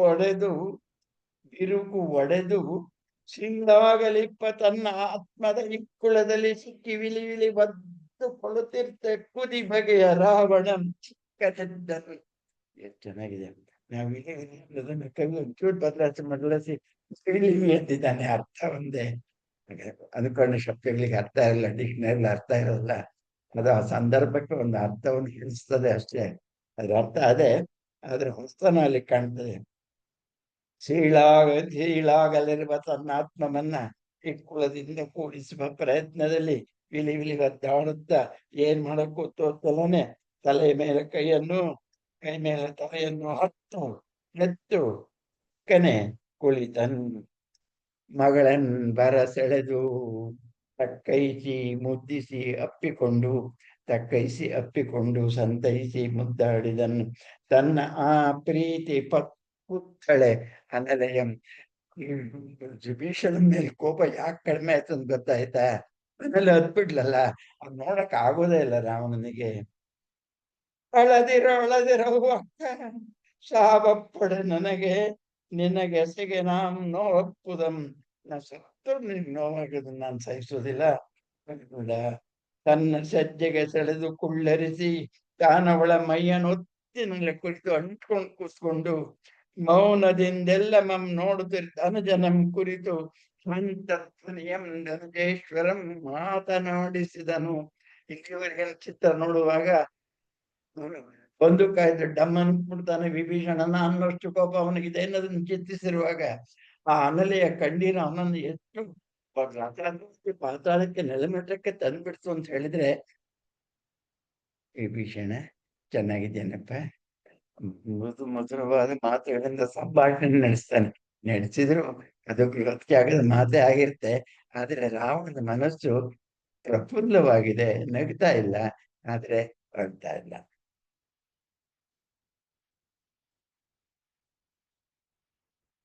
ಮೈತ್ರಿಯ ನೆಳಲ್ ಅಲ್ಲಿತ್ತು ಮಾತಿನಲ್ಲಿ. ಪುಣ್ಯ ಪ್ರಚೋದಿಯನಗೊಂದು ದೊಂದೇ ಸೌಂದರ್ಯಂ ಅನಲೆಯಾಗಿ ಮುದ್ದು ಚೆಲುವು. ದಶಗ್ರೀವ ಚಿಂತೆ ಅಂತರ್ಮುಖಿಯಾಗಿರಲು ತಾಯ್ ಸರಮೆ ಗಂಧರ್ವ ಕನ್ಯೆ. ಯಾರು? ಅನನ್ಯ ದೊಡ್ಡಮ್ಮ ಗಂಧರ್ವ ಕನ್ಯೆ. ತಂದೆಯು ಮಂತ ಸತ್ವನಿಧಿ ಗೋರೆಯಿಂತಿರ್ಪುದೇಂ ಸೋಜಿಗಮೆ. ಅವ್ರು ಅಪ್ಪ ಅಂತವನು ನಿಮ್ಮ ಗಂಧರ್ವ ಪುತ್ರ ಅಂದ್ಮೇಲೆ ಅನ್ನೆಲ್ಲ ಹೇಗಿರ್ಬೇಕು? ಅವಳು ಹಾಗೆ ಇರ್ಬೇಕು.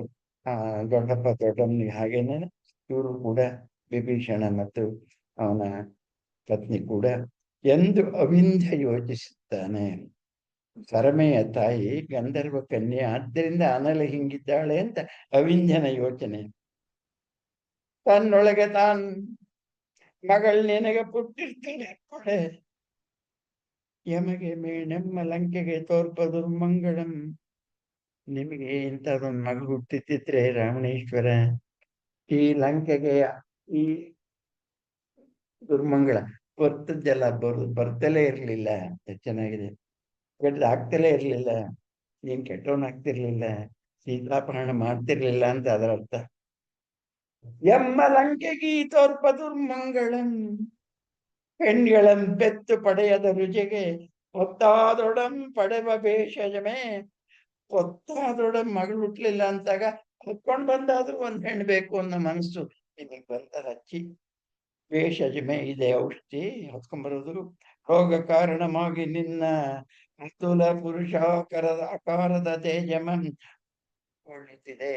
ಈ ಅಪರಾಧ ನಿನ್ನ ಅಪಾರವಾದ ಪೌರುಷ ತೇಜವನ್ನ ನುಂಗಿ ಮೊಣಿತಾ ಇದೆ ಅಂತಿರುವಾಗ ಕಂಡುದು ವಿಭೀಷಣನ ಕಣ್ಸನ್ನೆ. ನೀ ಮಾತಾಡಬಾರದು ಆಳು ಅನ್ನೋ ಹಾಗೆ ಕಣ್ಸಂಕೆ ಮಾಡ್ತಾನೆ. ಅಣ್ಣನನ್ನ ಬೈಯುವುದು ಕೂಡ ವಿಭೀಷಣನಿಗೆ ಇಷ್ಟ ಆಗೋದಿಲ್ಲ. ಹಾಗೆ ಆಳುಗಳು ಎಲ್ಲರಿಗೂ ಅದೇ ಇರ್ಬೇಕು. ಚೆನ್ನಾಗಿ ಶಾಕ್ ಆಗಿ ಸಭಾತ್ಯಾಗ ಮಾಡ್ತಾನೆ. ಅವಿಂದ್ಯ ಅದು ಚೆನ್ನಾಗಿದೆ, ಅವನು ಹೇಳಿದ್ದು ಚೆನ್ನಾಗಿದೆ. ಅದು ಈ ಸಂದರ್ಭದಲ್ಲಿ ಅವನು ಹೇಳ್ಬಾರಾಗಿತ್ತು ಅನ್ನೋದು ಸರಿಯಾಗಿದೆ. ಯಾಕಂದ್ರೆ ಯಜಮಾನ್ರ ತಪ್ಪುಗಳನ್ನ ಆಳುಗಳು ಹೆಚ್ಚು ಹೆಚ್ಚು ಹೇಳ್ಬಾರದು. ಅವ್ರೇನಾದ್ರು ಒಳ್ಳೇದ್ ಮಾಡಿದ್ರೆ ಹೇಳ್ಬೇಕು, ಅಂದ್ರೆ ಸುಮ್ಮನಿರ್ಬೇಕು ಕಾಯಿ ಮುಚ್ಕೊಂಡು. ಮನ್ನಿ ತೆಳ್ಳಿದಲ್ಲಿ ಮನ್ನಿಸ ನಿನ್ನ 178 ಮಹೇಂದ್ರಾರಿ ನೆನ್ನೆ ನಾನಾಡಿದುದು ನಿನ್ನೀ ಸ್ಥಿತಿಗೆ ಕಾಲಿಯ ಸ್ಥಿತಿಗೆ ಕಾರಣವಾಯಿತು. ನನ್ನ ನಾಲಿಗೆಗೆ ಬೇರಿಲ್ಲ. ಏನೋ ಮಾತಾಡ್ಬಿಟ್ರೆ ಸಭೆಯಲ್ಲಿ ನಾನು ಮಾತಾಡಿದ್ದಕ್ಕೆ ನೀನ್ ಬೇಜಾರಾಗಿ ಹೊರಗೆ ಬಂದು ಮನೆಗೆ ಮಲಗಿದೆ ಅಂದ್ರೆ ಎಲ್ಲಕ್ಕೂ ನಾನೇ ಮೂಲ. ಸವಿಯ ನೊರೆಯದರೆ ಶತ್ರು ಎಂಬರೆ ತಿಳಿದವರು. ಒಳ್ಳೆ ಮಾತು ಹೇಳಿದೆ ಹೋದ್ರೆ ಶತ್ರು ಅಂತಾನೆ ಹೇಳ್ತಾರೆ. ಶತ್ರು ನಿನಗೆ ನಾನಾದ ಸಭೆಯಲ್ಲಿ ಜ್ವರ ಭ್ರಾಂತಿ ತೊಲಗೆ ಸಾವಧಾನದಿ ನಿಧಾನವಾಗಿ ಆಲೋಚನೆ ಮಾಡು. ನಾನು ಹೇಳಿದ್ದೇನಾದ್ರೂ ತಪ್ಪಿದ್ಯಾ? ಈ ಗಳಿಗೆಲ್ಲ ಕೂಡ ಸಾರಿ ಅಣ್ಣ, ನಾನು ನಿನ್ ಜೊತೆಲೇ ಇದ್ಬಿಡ್ತೀನಿ, ಬಿಟ್ಟೋಗಲ್ಲ ಅಂತ ಅವನ ಬಾಯಲ್ಲಿ ಬರೋಲ್ಲ. ಯಾಕೆಂದ್ರೆ ಅವನು ದೀರ್ಘವಾಗಿ ಆಲೋಚನೆ ಮಾಡೋನು, ತಿಳಿದು ಮಾಡುವವನು, ಸತ್ಯದ ದಾರಿ ಬಿಡದೇ ಇರೋನು. ಆದ್ದರಿಂದ ಯಾವುದೇ ಕಾರಣಕ್ಕೆ ತಪ್ಪು ಮಾಡೋದಿಲ್ಲ. ಮಾಡಿದ್ದೇನಿದೆಯೋ ಅದನ್ನ ಬಿಟ್ಟು ಬೇರೆ ಏನು ಯೋಚನೆ ಮಾಡೋದಿಲ್ಲ. ಆದ್ದರಿಂದ ನೀನ್ ನಿರ್ಣಯಿಸು ಮುಂಬಟ್ಟೆಯಂ, ಮುಂದಿನ ದಾರಿ ಯಾವುದು? ಬಾಳುವ ಬಟ್ಟೆ. ರಾಜಶಾಸನವಿದ್ದರೂ ಸೋದರನ ಕೊಲೆಗೆ ಕಾರಣ ದುಶ್ಶಕನಕ್ಕೆ ದುರ್ದೇಶಕ್ಕೆ ಹೇಸುತ್ತೇನೆ. ಮನವಿರಲ್ ನೆರವಾಗು, ಇಲ್ಲದಿರೆ ಲಂಕೆಯನ್ ಉಳಿದು ಹೋಗು. 200ರಲ್ಲಿ ಡಿಕ್ಲೇರ್ ಮಾಡ್ತಾನೆ. ತಮ್ಮನನ್ನ ಕೊಲ್ಲಿಸುವಂತಹ ಅಂತ ಮಾತಾಡಿದ್ದ ಸಭೆಯಲ್ಲಿ ಕೊಲ್ಲಿಸುವಂತಹ ನೀಚ ಕಾರ್ಯವನ್ನ ಈ ಅಣ್ಣ ಮಾಡೋ ಹಾಗಿಲ್ಲ. ಆದರೆ ನಿನ್ ತಪ್ಪಿಗೆ ನೀನೇ ಪ್ರಾಯಶ್ಚಿತ್ತ ಮಾಡಬೇಕು. ನೀನು ಲಂಕೆಯಲ್ಲಿ ಇರಬೇಡ. ಇದು ಈ ಸಭೆ ಈ ಸಂದರ್ಭದಲ್ಲಿ ಆಗ್ಬೇಕಾದಂತ ತಿರುಮತಿ ಹಿನ್ನೆಲೆಯಲ್ಲಿಯೂ ಕೂಡ ಈ ಮಾತಿಗೆ ಬರ್ತಾನೆ. ಮನಮಿರಲ್ ನೆರವಾಗು, ಇಲ್ಲದಿರಲ್ ಉಳಿದು ಹೋಗು. ಧನ್ಯವಾದಕ್ಕಿಲ್ಲಿ ಕೇಳಿ ಇನಿತು ಅನು ಇಲ್ಲ. ನನ್ನ ಮಾರ್ಗಂ ನನಗೆ, ನಿನ್ನದು ನಿನಗೆ. ಕೆಟ್ಟ ಕಡೆ ನಿರ್ಣಯವೋ ಅಣ್ಣ ಹೇಳು. ಹೌದು, ಕೊನೆಯ ನಿರ್ಣಯ ನಿನ್ನೊಳ್ಳಿತಕ್ಕೆ ಸದ್ಬುದ್ಧಿ ಬರ್ಕೆ. ತಂದೆಯ ತಪದ ಮಹಿಮೆಯಿಂದ ಕೊಡಂ ನಿನ್ನಾತ್ಮಕ್ಕುದ್ಧಾರಕ್ಕೆ. ಓಪನಿಲ್ಲಿಗೆ ಇದೇ ಕಡೆಯ ನಿರ್ಣಯವಂದ್ರೆ ನಿನ್ನ ಉದ್ಧಾರಕ್ಕಾಗಿ ನಾನು ಹೋಗ್ತೇನೆ, ಕೆಟ್ಟದಾಗದೇ ಇರ್ಲಿ ಅಂತ ಹೇಳಿ ಎಲ್ಲಿ ಮುಗಿಸ್ತಾನೆ. ನಿನ್ನ ಆತ್ಮದ ಉದ್ಧಾರಕ್ಕೆ, ತಂದೆಯ ತಪದ ಮಹಿಮೆಯನ್ನು ಉಳಿಸುವುದಕ್ಕೆ ಓಪನಿಲ್ಲಿ ಹೇಳ್ಕೊಡಿ ಕೈ ಮುಗಿತಾನೆ. ಎಲ್ಲಿಗೆ ಹೋಗ್ತೀಯ? ಈಗ ಅದಕ್ಕೆಲ್ಲ ಇರ್ತಾನ ಇಲ್ವಾ? ಎಲ್ಲಿಗೆ ತೀರ್ಮಾನ ಮಾಡಿಲ್ಲ. ಕಡಲಾಚೆ ದಡದೆಡೆಗೋ, ನಳದಂಡೆಯಲ್ಲಿದ್ದಾರಲ್ಲ ಶ್ರೀರಾಮಚಂದ್ರ ಮೂರ್ತಿ, ಅಲ್ಲಿಗೋ. ಏನರ್ಥ ಅದಕ್ಕೆ? ಅದು ನಿಂಗೆ ಗೊತ್ತು, ನೀ ಹೇಳ್ಬೇಕು ಏನರ್ಥ ಅಂತೇಳಿ. ನೀನಿದು ಕೀಳ್ಮನನ್ಯಂದನವನ್ನ ಅರಿತೇನಿಲ್ಲ. ಅಣ್ಣ, ನಾನು ಅಷ್ಟು ಕೆಟ್ಟವನು, ನಾನು ಹೋಗಿ ಶತ್ರು ಪಕ್ಷದಲ್ಲಿ ರಾಮನ ಜೊತೆ ಸೇರ್ಕೋತೀನಿ ಅಂತ ನೀನ್ ಹೇಗೆ ಆಲೋಚನೆ ಮಾಡಿದೆ? ಇನಿದು ಕೀಳ್ಮನನ್ ಎಂದು ಅರಿದನಿಲ್ಲ ಇನ್ನೆಗಂ. ಪರಸ್ಪರ ಮಲ್ತೆ ಪೇಳ್ ಆ ಅರಿವು. ಇದು ಯಾರಿಗಾರು ಗೊತ್ತಾಗುತ್ತಲ್ವಾ? ನೀನು ಮನಸ್ಸಲ್ಲಿ ಅದೇ ಅಲ್ವಾ ಇರೋದು. ನಮಸ್ಕಾರ. ಎಂದದ್ದು ನಡೆದರೆ ವಿಭೀಷಣನ್ ಮೇಲೆ ಎಳ್ದಾಳ ಅನ್ನಲೇ. ಅಪ್ಪಾಜಿ ನಾನೇನ್ ಮಾಡ್ಲಿ, ನಿಮ್ ಜೊತೆಗೆ ಬರಲ್ಲ, ದೊಡ್ಡಪ್ಪನ ಜೊತೆ ಎಲ್ಲ. ದೊಡ್ಡಪ್ಪ ಎಲ್ಲ ಹೇಳಿದ್ದಾರೆ ಆಮೇಲೆ ನಿನ್ನ ಅಪ್ಪ ಬಿಟ್ಟೋದ್ರೆ ನೀನ್ ನನ್ ಬಿಟ್ಟು ಹೋಗ್ಬಾರ್ದು ಅಂತೇಳಿ. ಈಗ ನಾನೇನ್ ಮಾಡಿ? ಆ ಮುಂದಿನ ಸಂಭಾಷಣೆ ಇಷ್ಟು ಚೆನ್ನಾಗಿದೆ. ನನ್ನಲ್ಲೇ ನಿನ್ ಕೈ ಮುಗಿತೀನಿ, ಹೋಗ್ಬೇಡ. ನೀನ್ ಹೋದ್ರೆ ನನ್ನ ಜೀವ ನಿನ್ ಜೊತೆ ಹೋಗುತ್ತೆ. ನೀನ್ ಯಾವಾಗ ನಿಮ್ಮ ಅಪ್ಪನ್ ನೋಡ್ಬೇಕು ಅಂತೀಯೋ ಆವಾಗ್ಲೆಲ್ಲ ನನ್ ವಿಮಾನ ನೀನೇ ಇಟ್ಕೊಂಡಿರು. ಪುಷ್ಪಕ ವಿಮಾನ ಇವತ್ತಿಂದ ನಿಂದು. ಬೇಕಾದಾಗ ಹೋಗು. ನಿನ್ ಮನೆಯಲ್ಲೇ ಡ್ರೈವರ್ ಇರ್ತಾನೆ, ಕರ್ಕೊಂಡು ಹೋಗು. ನೀನ್ ಇಲ್ಲಿರ್ಬೇಕು. ಬೇಕಾದಾಗ ನನ್ ವಿಮಾನ ತಗೊಂಡು ಹೋಗು ಅನ್ನುವಾಗ ಅವರಿಗೆ ಸುಂದರವಾಗಿ ಈ ಕೆಟ್ಟ ಸಂಭಾಷಣೆಗೆ ಮುಕ್ತಾಯವನ್ನು ಹಾಡ್ತಾನೆ ಅನ್ನೋದನ್ನು ನೋಡಿ. ಧರ್ಮಮಂ ಪೊರಗಟ್ಟಿ ಸೇವುಕ್ಕುದಂತು ನೀನು ಇಲ್ಲೇ ಇರು ಅಂತ ಅಪ್ಪ. ಇಲ್ಲಿ ಹೇಗಿರ್ಲಿ, ಎಲ್ಲಿ ಧರ್ಮ ಇದು ಅಲ್ಲಿ ಹೋಗ್ಬೇಕು ನೀನ್ ಅನ್ನೋದಾದ್ರೆ ನಿನ್ ಜೊತೆ ನಾನ್ ಬರೋದ್ ನ್ಯಾಯ ಅಲ್ವಾ? ಧರ್ಮ ಪಕ್ಷಪಾತಿ ನೀನಲ್ವಾ?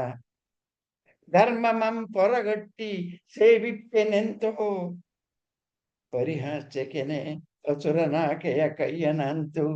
ದೊಡ್ಡಪ್ಪ ಹಿಡ್ಕೊಂಡು ನನ್ನನ್ನರಂ ನಿನ್ನನ್ನರುಳಿಯೇ, ನನ್ನಂತಹ ದಿಟ್ಟನನ್ನ ನಿನ್ನಂತಹ ಪವಿತ್ರಾತ್ಮರು ಕೈ ಬಿಟ್ರೆ ಧರ್ಮ ಮುದ್ಧಾರ ಮಾದಪುದೆ ಹಾಳಾಗ್ ಹೋಗುತ್ತೆ. ಮಗಳೇ, ನಿನ್ನ ಅಯ್ಯಂಗಿಂತ ಮಿಗಿಲ್ ನೀನ್ ವೇಳ್ಕುವೆನಗಲ್ತೆ. ನೀನ್ ನನಗ್ ಬೇಕು. ಜಗತ್ನಲ್ಲಿ ಎಲ್ಲರಿಗಿಂತ ನೀನೊಬ್ಬಳು ನನಗಿದ್ರೆ ಸಾಕು. ಕೈ ಮುಗಿತೀನಿ, ಹೋಗ್ಬೇಡ. ಆದ್ರೆ ನಮಗ್ದಿರಕ್ಕೆ ಹಂಗಾಗಿದ್ದೆ, ಧರ್ಮದ ಕಡೆ ಇರ್ಬೇಕಲ್ಲ. ನನ್ನ ಮಾತಿಗೂ ಕೂಡ ಅಲ್ಲಿ ಕೋಪ ಮಾಡ್ಲಿಲ್ಲ. ವಿಭೀಷಣನ ಜೊತೆಗೆ ಹೋಗೋದ, ಹೋಗು, ನಾನು ವಿಮಾನ ತಗೊಂಡು ಹೋಗು. ಬೊಪ್ಪನ ಅಪ್ಪಣೆ ನನಗೆ ಬಟ್ಟೆ. ಅಪ್ಪ ಏನ್ ಹೇಳ್ತಾರೆ ಅದು ನನಗೆ ದಾರಿ ಅಂತಾಳೆ. ಚರಣ ಮೂಲಮಂ ನಿಟ್ಟಿಸಿ ವಿಭೀಷಣಂ ಬೇಡ್ದ. ಅಣ್ಣ ಹೇಳೋದು ಸರಿಯಾಗಿದೆ ಅನ್ನದೆ, ನೀ ನಮ್ ಜೊತೆ ಇರೋ ಸರಿ. ಮಗಳೇ, ನೀನಿರಲ್ ಬೇಳ್ಕು ಮದೆ ನೀತಿ ಹೊರವೇನೆ ನಿನ್ನ ಸಾನ್ನಿಧ್ಯವಂ. ನಿನ್ ಬಿಟ್ಟು ಹೇಗಿರ್ಲಿ ಅಪ್ಪ ಅನ್ನಲೆ. ನಿನಗೆ ತಡೆ ಉಂಟೆ ಪೇಳಕ್ಕ, ನೀನೆಲ್ಲೊಳಗೆ ಏಗಳಾದೊಡಂ ಯಾವಾಗಾದ್ರೂ ಹೋಗಿ ಬರಲ್ಲ ಅನುಮತಿಯು. ಅಂತೆಯೇ ವಿಮಾನಮಂ ಪುಷ್ಪಕಮನ್ ಈವೆನ್ ಎನ್ನುತ್ತವಳ ಬಳಿ ನಿಂತ ದಶಶಿರನು ಸೈನ್ಯದವಳು ಧನುಜನುದ್ಧಾರಕರ ಭಾವ ಬೀಜವ ಕಂಡು ಹರ್ಷಿಸಿ ವಿಭೀಷಣ ಎಷ್ಟು ಒಳ್ಳೆ ಮನಸ್ಸನ್ನು ಮಣ್ಣಂದು ಸಂತೋಷ ಬೀಳ್ಕೊಟ್ಟನ್ ಅಣ್ಣನ ಅರಮನೆಯ ಕಿರಿದಾದ ಬಾಗಿಲನ್ನ. ಸಂಚಿಕೆ 9 ಬಹಳ ಮುಖ್ಯವಾದಂತಹ ಭಾಗ. ಯಾಕೆಂದ್ರೆ ಸಮುದ್ರಕ್ಕೆ ಸೇತುವೆಯನ್ನು ಕಟ್ಟುವ, ದೊಡ್ಡ ಸಮುದ್ರವನ್ನು ದಾಟುವ, ಲಂಕೆಯನ್ನು ಪ್ರವೇಶ ಮಾಡುವ, ಇರಬಹುದಾದ ಬಹುದೊಡ್ಡದಾದ ಯುದ್ಧಕ್ಕೆ ನಂದಿ ರೂಪವಾಗಿರುವಂತಹ ಆರಂಭದ ಕ್ರಿಯೆಗಳನ್ನ ಈ ಮರಣಂ ಅಥವಾ ಶರದಿ ತರಣಂ ಅನ್ನೋ ಭಾಗದಲ್ಲಿ ನಂದಿ ರೂಪದಲ್ಲಿ ನೋಡ್ತೇವೆ. ಅದರ ಅರ್ಥ ಏನು? ಸಮುದ್ರವನ್ನ ನಾವು ದಾಟಬೇಕು, ಜೀವ ಹೋಗ್ಬೇಕು, ಇಲ್ಲ ಸಮುದ್ರವನ್ನು ದಾಟ್ಬೇಕು. ಎರಡರಲ್ಲಿ ಒಂದು ಅಂದಾಗ ಸಮುದ್ರ ನನಗೆ ದಾರಿ ಬಿಡ್ಬೇಕು ಅನ್ನೋ ಅರ್ಥ. ಬಿಡದೆ ಹೋದರೆ ಸಮುದ್ರ ರಾಜನನ್ನು ತೆಗೆದಾದರೂ ನಾನು ದಾಟುವವನೇ ಅನ್ನೋ ಹಠದ ಮಾತು. ಈ ಹಂತಕ್ಕೆ ತಪಸ್ವಿತನದ ಗಟ್ಟಿತನವನ್ನು ಈಗಾಗಲೇ ಪಡೆದಿರುವಂತಹ ರಾಮ ಈ ತರಹ ಒಂದು ಪ್ರತಿಜ್ಞೆಯ ಮಾತನಾಡುವಾಗ ಮರಣ ಅಥವಾ ಶರದಿ ತರಣ ಅಂದ್ರೆ ದಾಟೋದು ಮಾಡಿದಾಗ ದೇವತೆಗಳೆಲ್ಲ ಬೆಚ್ಚಿ ಬಿಡ್ತಾರೆ. ಓಡೋಡಿ ವರುಣದೇವನನ್ನ ಕೇಳ್ತಾರೆ, ಅವನನ್ನ ತಡಿ, ಸಮುದ್ರಕ್ಕೆ ಬಾಣ ಬಿಡದೇ ಇರೋ ಹಾಗೆ, ಸಮುದ್ರಕ್ಕೆ ದಾರಿ ಮಾಡ್ಕೊಂಡು ಹೋಗೋ ಸಾಮರ್ಥ್ಯ ಅವನಿಗಿರೋದ್ರಿಂದ ಹಾಗಾಗದೇ ಇರೋ ಹಾಗೆ ತಡಿ, ನಾವೇ ಏನಾದ್ರು ಉಪಾಯ ಮಾಡಿ ಸೇತುವೆ ಕಟ್ಟೋದಕ್ಕೆ ಸಹಾಯ ಮಾಡೋಣ ಅಂತ ಹೇಳುವಂತಹ ಮಾತು ಈ ಭಾಗದಲ್ಲಿ ನೋಡ್ತೀರಿ. ಕಾಲ ಎಷ್ಟಾದ್ರೂ ಆಗ್ಲಿ, ನಾನು ಈ 590ನೇ ಪುಟ ಪೂರ್ತ ಓದ್ತಾರೋ ಸಾಧ್ಯ ಇಲ್ಲ, ಓದ್ತೇನೆ. ಬಡವನಂತೆ ಅಂತಃಶಿಖೆಗೆನಲ್ ಪುಡನೆ ಕುದಿಯಲ್ ಕಡಲ್. ಸಮುದ್ರ ಕುದೀತಾ ಇದೆ. ವರುಣಂ ವಿಶ್ವಕರ್ಮಂಗೆ ಪೇಳ್ದನ್. ವಿಶ್ವಕರ್ಮ ದೇವ ಬಡಗಿ. ಗವದಿ ನಡೆ, ಬೇಗ ಹೋಗು. ದಿವವು ಕಸರ ಶಿಲ್ಪಿನಿ ವರ್ತಿಕಿಸು ಜಲದಿಯ ಜೀವನವ. ರಾಮ ಬಾಣ ಬಿಟ್ರೆ ಸಮುದ್ರ ಸತ್ತೋಗ್ತಾನೆ. ಇದನ್ನು ತಡಿಬೇಕಾದ್ರೆ ದೇವತೆಗಳೆಲ್ಲರೂ ಕೈ ಮುಗಿದು ನಿನ್ನನ್ನು ಬೇಡ್ತಾ ಇದ್ದಾರೆ. ನೀನು ಶಿಲ್ಪಿ, ನಿನ್ನ ಮಗ ನಳ ಅಲ್ಲಿದ್ದಾನೆ ಸುಗ್ರೀವನ ಬಲಗೈಯಾಗಿ, ನಿನಗೆ ತಾನು ತಡೆಯೋಕ್ಕಾಗುತ್ತೆ. ಆದ್ರಿಂದ ಬೇಗ ಹೋಗು. ಜವದಿ ನಡೆಯೋ, ವರ್ಧಿಕಿಸು ಜಲದಿ ಜೀವನವ. ತಾಯಿ ಜಲಚರ ಜೀವರಾಶಿಗಳ ಬರೀ ಸಮುದ್ರ ಹೋಗುತ್ತೆ, ಕೋಟಿ ಕೋಟಿ ಜೀವಿಗಳು ಒಳಗಿದೆ. ಬೇಗದಿಂದ ಮಹೇಂದ್ರನ ಚರಣ ತಲವರ್ತಿನಿ, ಶರದಿ ವೇಲೆಯ ನಿರದ ಸೇರೋ ಕಪಿಧ್ವಜಿನ ಬಿಟ್ಟಲ್ಲಿ. ಕಪಿಧ್ವಜಿನಿ ಸೈನ್ಯ, ಧ್ವಜ ಹೊಂದಿರುವುದು ಸೈನ್ಯ, ಅಲ್ಲಿಗೆ ಬೇಗ ಹೋಗು ಅಂತೇಳಿ. ಅದೇ ತರ ಅವನು ಕೂಡ ತಕ್ಷಣ ಬರ್ತಾನೆ. ಮರಣಂ ಅಥವಾ ಶರದಿ ತರಣಂ ಪ್ರತಿಜ್ಞೆಯಂ ಸರ್ಪಭೂಷಣ, ಬಹಳ ನೆತ್ತ ಭೀಷಣನಾಗಿ ಪ್ರತಿಜ್ಞೆ ಮಾಡುವ ರಾಮ ಈಗ ಸಾಕ್ಷಾತ್ ಭಯಂಕರ ಪ್ರಳಯ ರುದ್ರನಂತೆ ವೇಷ ತಡೆದಿದಂತೆ ಕೋಪದಿಂದ ಕೆಂಪು ಮಾಡಿ ಸರ್ಪಭೂಷಣನ ಬಹಳ ನೇತ್ರ ಭೀಷಣನಾಗಿ ಲೋಕ ಪ್ರಳಯಕರ ಭಯಂಕರ ಕಾರ್ಯಕ್ಕೆ ಕೋಪ ಚಾಪಕ್ಕೆ ಬಿಲ್ಲಿಗೆ ಶರವನ್ನು ಹುಡ್ತಾ ಇದ್ದಾನೆ. ಘೋರ ಚಿತ್ತ ನಾರಾಜಮಂ, ನಾರಾಜ ಅಂದ್ರೆ ಬಾಣ, ಅದನ್ನು ಹುಡ್ತಾ ಇದ್ದಾನೆ. ಇಂದ್ರ ಸಂಕಟ ತಪ್ತ ಸಂಬೀತ ಕಟುಕ ಮಹರ್ಷಿ ಪೂಜಿತ ರಾಮ ಭವ್ಯಂಗೆ ಪೋ ನೈದೋರು ವರ್ಣ. ಬೇಗ ತಡೆ, ಇಲ್ಲಿ ಹೋದ್ರೆ ಅವನು ಬಿಲ್ಲನ್ನು ಎತ್ತಿ ಹಿಡ್ಕೊಂಡಿದ್ದಾನೆ. ಬಾಣ ಬಿಟ್ಟರೆ ಮುಗಿತು, ಓಡಿ ಬರ್ತಾನೆ. ಕಪಿಸೇನೆಯಂ ದಾಂಟಿ ಸಮುದ್ರಮಂ, ಏನಾದ್ರೂ ಉಪಾಯ ಮಾಡಿ ಕಪಿಸೇನೆಯನ್ನು ದಾಟಿಸಿ ರಾಮನನ್ನ ಸಂತೋಷಗೊಳಿಸು. ಬರ್ತಾನೆ.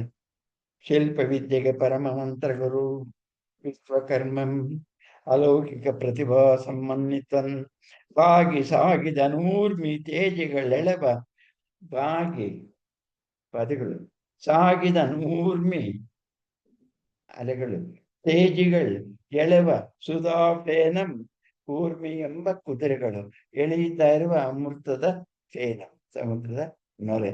ಅಲ್ಲಿ ಸುಂದರ ಕೂರ್ಮ ರಥದೋಳ್ ಬಂದಿರುವಂತದ್ದು, ಕೂರ್ಮ ರಥದೋಳ್ ಸಮೀರನನ್ನ ಸಾರಥಿತ್ವದಲ್ಲಿ ಸಿಡಿಲ ಚಾಟಿಯ ಚಟ್ಲ ಸೂಟಿಯಲ್ಲಿ, ಚಾಟಿ ಸಿಡಿಲೆ ಚಾಟಿ ಅದರ ಬೆಳಕಿನಲ್ಲಿ ಬಂದು ತರಂಗಾಟ್ಟಹಾಸದಲ್ಲಿ. ಅವನಿಗೆ ಕೋಪ ಯಾಕೆಂದ್ರೆ ಈ ಸಾಗರ ನಮ್ಮ ಸಾಗರ ಚಕ್ರವರ್ತಿಯಿಂದ ಸಹಾಯವನ್ನು ಪಡೆದವನು, ನಮ್ಮ ವಂಶದ ಸಹಾಯ ಪಡೆದವನು. ಇವತ್ತು ನನಗೊಂಚೂರು ಹೆಲ್ಪ್ ಮಾಡಕ್ ಆಗ್ತಲ್ಲ, ಇನ್ನು ನಾನಿಲ್ಲಿ ಬಂದ್ರು ಅವ್ನು ನಿನ್ ಬಂದು ನನ್ನ ಪಾತ್ರ ಮಾಡ್ಲಿಲ್ಲ ಅನ್ನುವಾಗ ನಾನು ಹೇಗೆ ಪ್ರಾಣ ಹೊಡಿಬೇಕು ಅಂತ ಕೋಪ ಬರ್ತಾ ಇದ್ದಾನೆ. ಸಾಗರ ಚಕ್ರವರ್ತಿ ಅವನ ಮಕ್ಕಳು 1000 ಜನ ನೆಲವನ್ನು ತೋಡಿದ್ದು, ಯಜ್ಞದ ಕುದುರೆಗಾಗಿ ಕೆಳಗೆ ಹೋದದ್ದು ಆಗಲಿ, ಮಹರ್ಷಿಯಿಂದ ಅವರು 10 ಜನ ಭಸ್ಮರಾದದ್ದು, ಆ ಪೂಜೆಯನ್ನ ಸಂಸ್ಕಾರ ಮಾಡೋದಕ್ಕಾಗಿ ದೇವಲೋಕದಿಂದ ಭಗೀರಥ ಗಂಗೆಯನ್ನು ತಂದದ್ದು, ಈ ಎಲ್ಲ ಕಥೆ ನಿಮಗೆ ಗೊತ್ತಿರೋದ್ರಿಂದ ಆ ಹಿನ್ನೆಲೆಯಲ್ಲಿ ಕವಿ ಇದೊಂದೇ ಮಾತನ್ನು ಹೇಳ್ತಾನೆ. ಸಗರನಿಂದಾದ ಈ ಸವಗರಂ ಮರತನುಪಕಾರಮಂ ನಮ್ಮವರ್ಗೈದುದನ್, ವಿಸ್ಮೃತಿ ಕೃತಜ್ಞರಿಗೆ ಸಹಜಂ, ಕೃತ ಮಾಡಿದ್ದನ್ನು ತಿಳಿಯುವವನು, ಕೃತಜ್ಞ ಮಾಡಿದ್ದನ್ನು ಅರಿಯುವವನು. ಇಂತಹ ಕೃತಜ್ಞರಿಗೆ ಇಂಥದೇ ಶಿಕ್ಷೆ, ಎಂಥದೇ ಹಿಡಿತಿಲ್ಲ ಬಿಲ್ಲು ಬಾಣ. ತುಳುವೆನ್ ಅಂಬಂ, ಬಾಣವನ್ನು ಹೂಡುತ್ತೇನೆ. ಬಡವ ಸಂಕಾಶಮಂ, ನನ್ನ ಬಾಣ ಬಡವಾಗ್ನಿಗೆ ಸಮಾನವಾದದ್ದು. ಕುಡಿದು ಬರಿಗೈಯಲ್ಲಿ ಕಡಲಿನೊಡಲಂ, ನನ್ನ ಬಾಣ ಇಡೀ ಸಮುದ್ರವನ್ನ ಕುಡಿದು ಹಾಕ್ಬಿಡ್ಲಿ. ಅಗಸ್ತ್ಯ ಮಹರ್ಷಿ ಏಕಾಕೋಶನ ತಗೊಂಡಲ್ಲ, ಹಾಗೆ ಈ ಬಾಣ ಸಮುದ್ರವನ್ನ ಕುಡಿಯಲಿ. ದಾರಿ ಕೊಡ್ಲಿಲ್ಲ ಅಂತ ಕೋಪ. ಭೀಷ್ಮಾನನಂ, ಭಯಂಕರ ಮುಖ, ತನಗೆ ತಾನೆಂಬವೋಲ್ ಹೇಳ್ತಾನೆ. ನಡೆವ ನೀ ತಡಿ ನಾ ತಡೆಗೆ, ಈ ದಡದಿಂದ ಆ ದಡಕ್ ನಡ್ಕೊಂಡು ಹೋಗ್ತೀನಿ, ನಮ್ಮ ಹಿಂದೆ ಎಲ್ಲ ಸೈನ್ಯ ಬರುತ್ತೆ, ಕೊಡದಿರೆ ನಾನು ನಡೀತಾ ಇರುವಾಗ ಜಾಗ ಬಿಡದೆ ಹೋದ್ರೆ, ಭಾಗ ಆಗದೆ ಹೋದ್ರೆ ಸಮುದ್ರ ಅಂಬಮಂ ತೊಡುವೆನು. ಕುಡಿದು ಬರಿಗೈ ಊದಿ ಕಡಲ ಒಡಲನ್ನ, ಕಪೀಂದ್ರ ಕೇಳ್ ನನ್ನ ಬೆಂಬಳಿ ಬಿಡಿದು ಬರಲಿ ಮಹಾ ಸೈನ್ಯ ಸಾಗರ. ಇನ್ನೇನ್ ಬಾಣ ಹೊಡೆದೇ ಬಿಡ್ತಾನೆ, ಸಮುದ್ರವನ್ನು ಪ್ರವೇಶ ಮಾಡೇ ಬಿಡ್ತಾನೆ ಅಂತಾದಾಗ ಓಡೋಡಿ ವರುಣ ಬಂದು ಅವನಿಗೆ ಕೈ ಮುಗಿದು ತಡೆದು, ಇಷ್ಟು ರೋಷ ನಿನಗೆ ಬೇಡ, ನಿನಗೆ ಬೇಕಾದ ಕೆಲಸ ನಾನು ಮಾಡಿಕೊಡ್ತೀನಿ, ದಯವಿಟ್ಟು ಬಾಣವನ್ನು ಉಪಸಂಹರಿಸು. ಲೋಕ ಕಲ್ಯಾಣಕ್ಕಾಗಿ ನೀನು ಮಾಡುವ ಕೆಲಸಕ್ಕೆ ನಾವು ದೇವತೆಗಳು ಕೂಡ ನಿನಗೆ ಸಹಕಾರಿಯಾಗಿದ್ದೇವೆ ಅಂತ ಹೇಳಿ ಪರ್ವತರಾಜನ ಮೇಲೆ ಕೋಪ ಬರದ ಹಾಗೆ ತಡೆಯೋದ್ರ ಜೊತೆಗೆ ವರುಣದೇವ ಸಮುದ್ರ ರಾಜನಿಗೂ ಹೇಳಿ ಬೇಗ ಕಾಲು ಹಿಡ್ಕೊಳ್ಳು ಅಂತೇಳಿ ಎಲ್ಲ ಮಂಗಳ ಆಗುವಂತಹ. ಆಮೇಲೆ ವಿಶ್ವಕರ್ಮ ತನ್ನ ಮಗನಾದ ನಳನಿಗೆ ಉಪದೇಶ ಮಾಡಿ ದಾರಿ ತೋರಿಸಿ ಹೇಗೆ ಸೇತುವೆಯನ್ನು ಕಟ್ಟಬೇಕು ಅಂತ ಹೇಳಿ ಅವರನ್ನು 12 ದಿವಸದಲ್ಲಿ ಅದ್ಭುತವಾದ ಸೇತುವೆಯನ್ನು ನಿರ್ಮಾಣ ಮಾಡೋ ಮಾತನ್ನ ನಾಳೆ ಓದ್ತೇನೆ. ಇವತ್ತಿಗೆ ಇಲ್ಲಿಗೆ ನಿಲ್ಲಿಸ್ತೇನೆ. ಕಾಲೇ ವರ್ಷತು ಪರ್ಜನ್ಯ ಪೃಥ್ವೀ ಸಸ್ಯಶಾಲಿನಿ ದೇಶೋಯಂ ಶೋಭರಹಿತೋ ಬ್ರಾಹ್ಮಣಾಃ ಸಂತು ನಿರ್ಭಯಾಃ ಅಪುತ್ರಾಃ ಪುತ್ರಿಣಃ ಸಂತು ಪುತ್ರಿಣಃ ಸಂತು ಪೌತ್ರಿಣಃ ಅಧರ್ಮಾತ್ ಸದನಾತ್ ಸಂತು ಜೀವಂತು ಶರದಾಂ ಶತಂ. ಬಂಧುಗಳಿಗೆ ನಮಸ್ಕಾರ. ಪ್ರಶ್ನೆ ಏನಾದರೂ ಇದ್ದರೆ ಕೇಳ್ಬೋದು.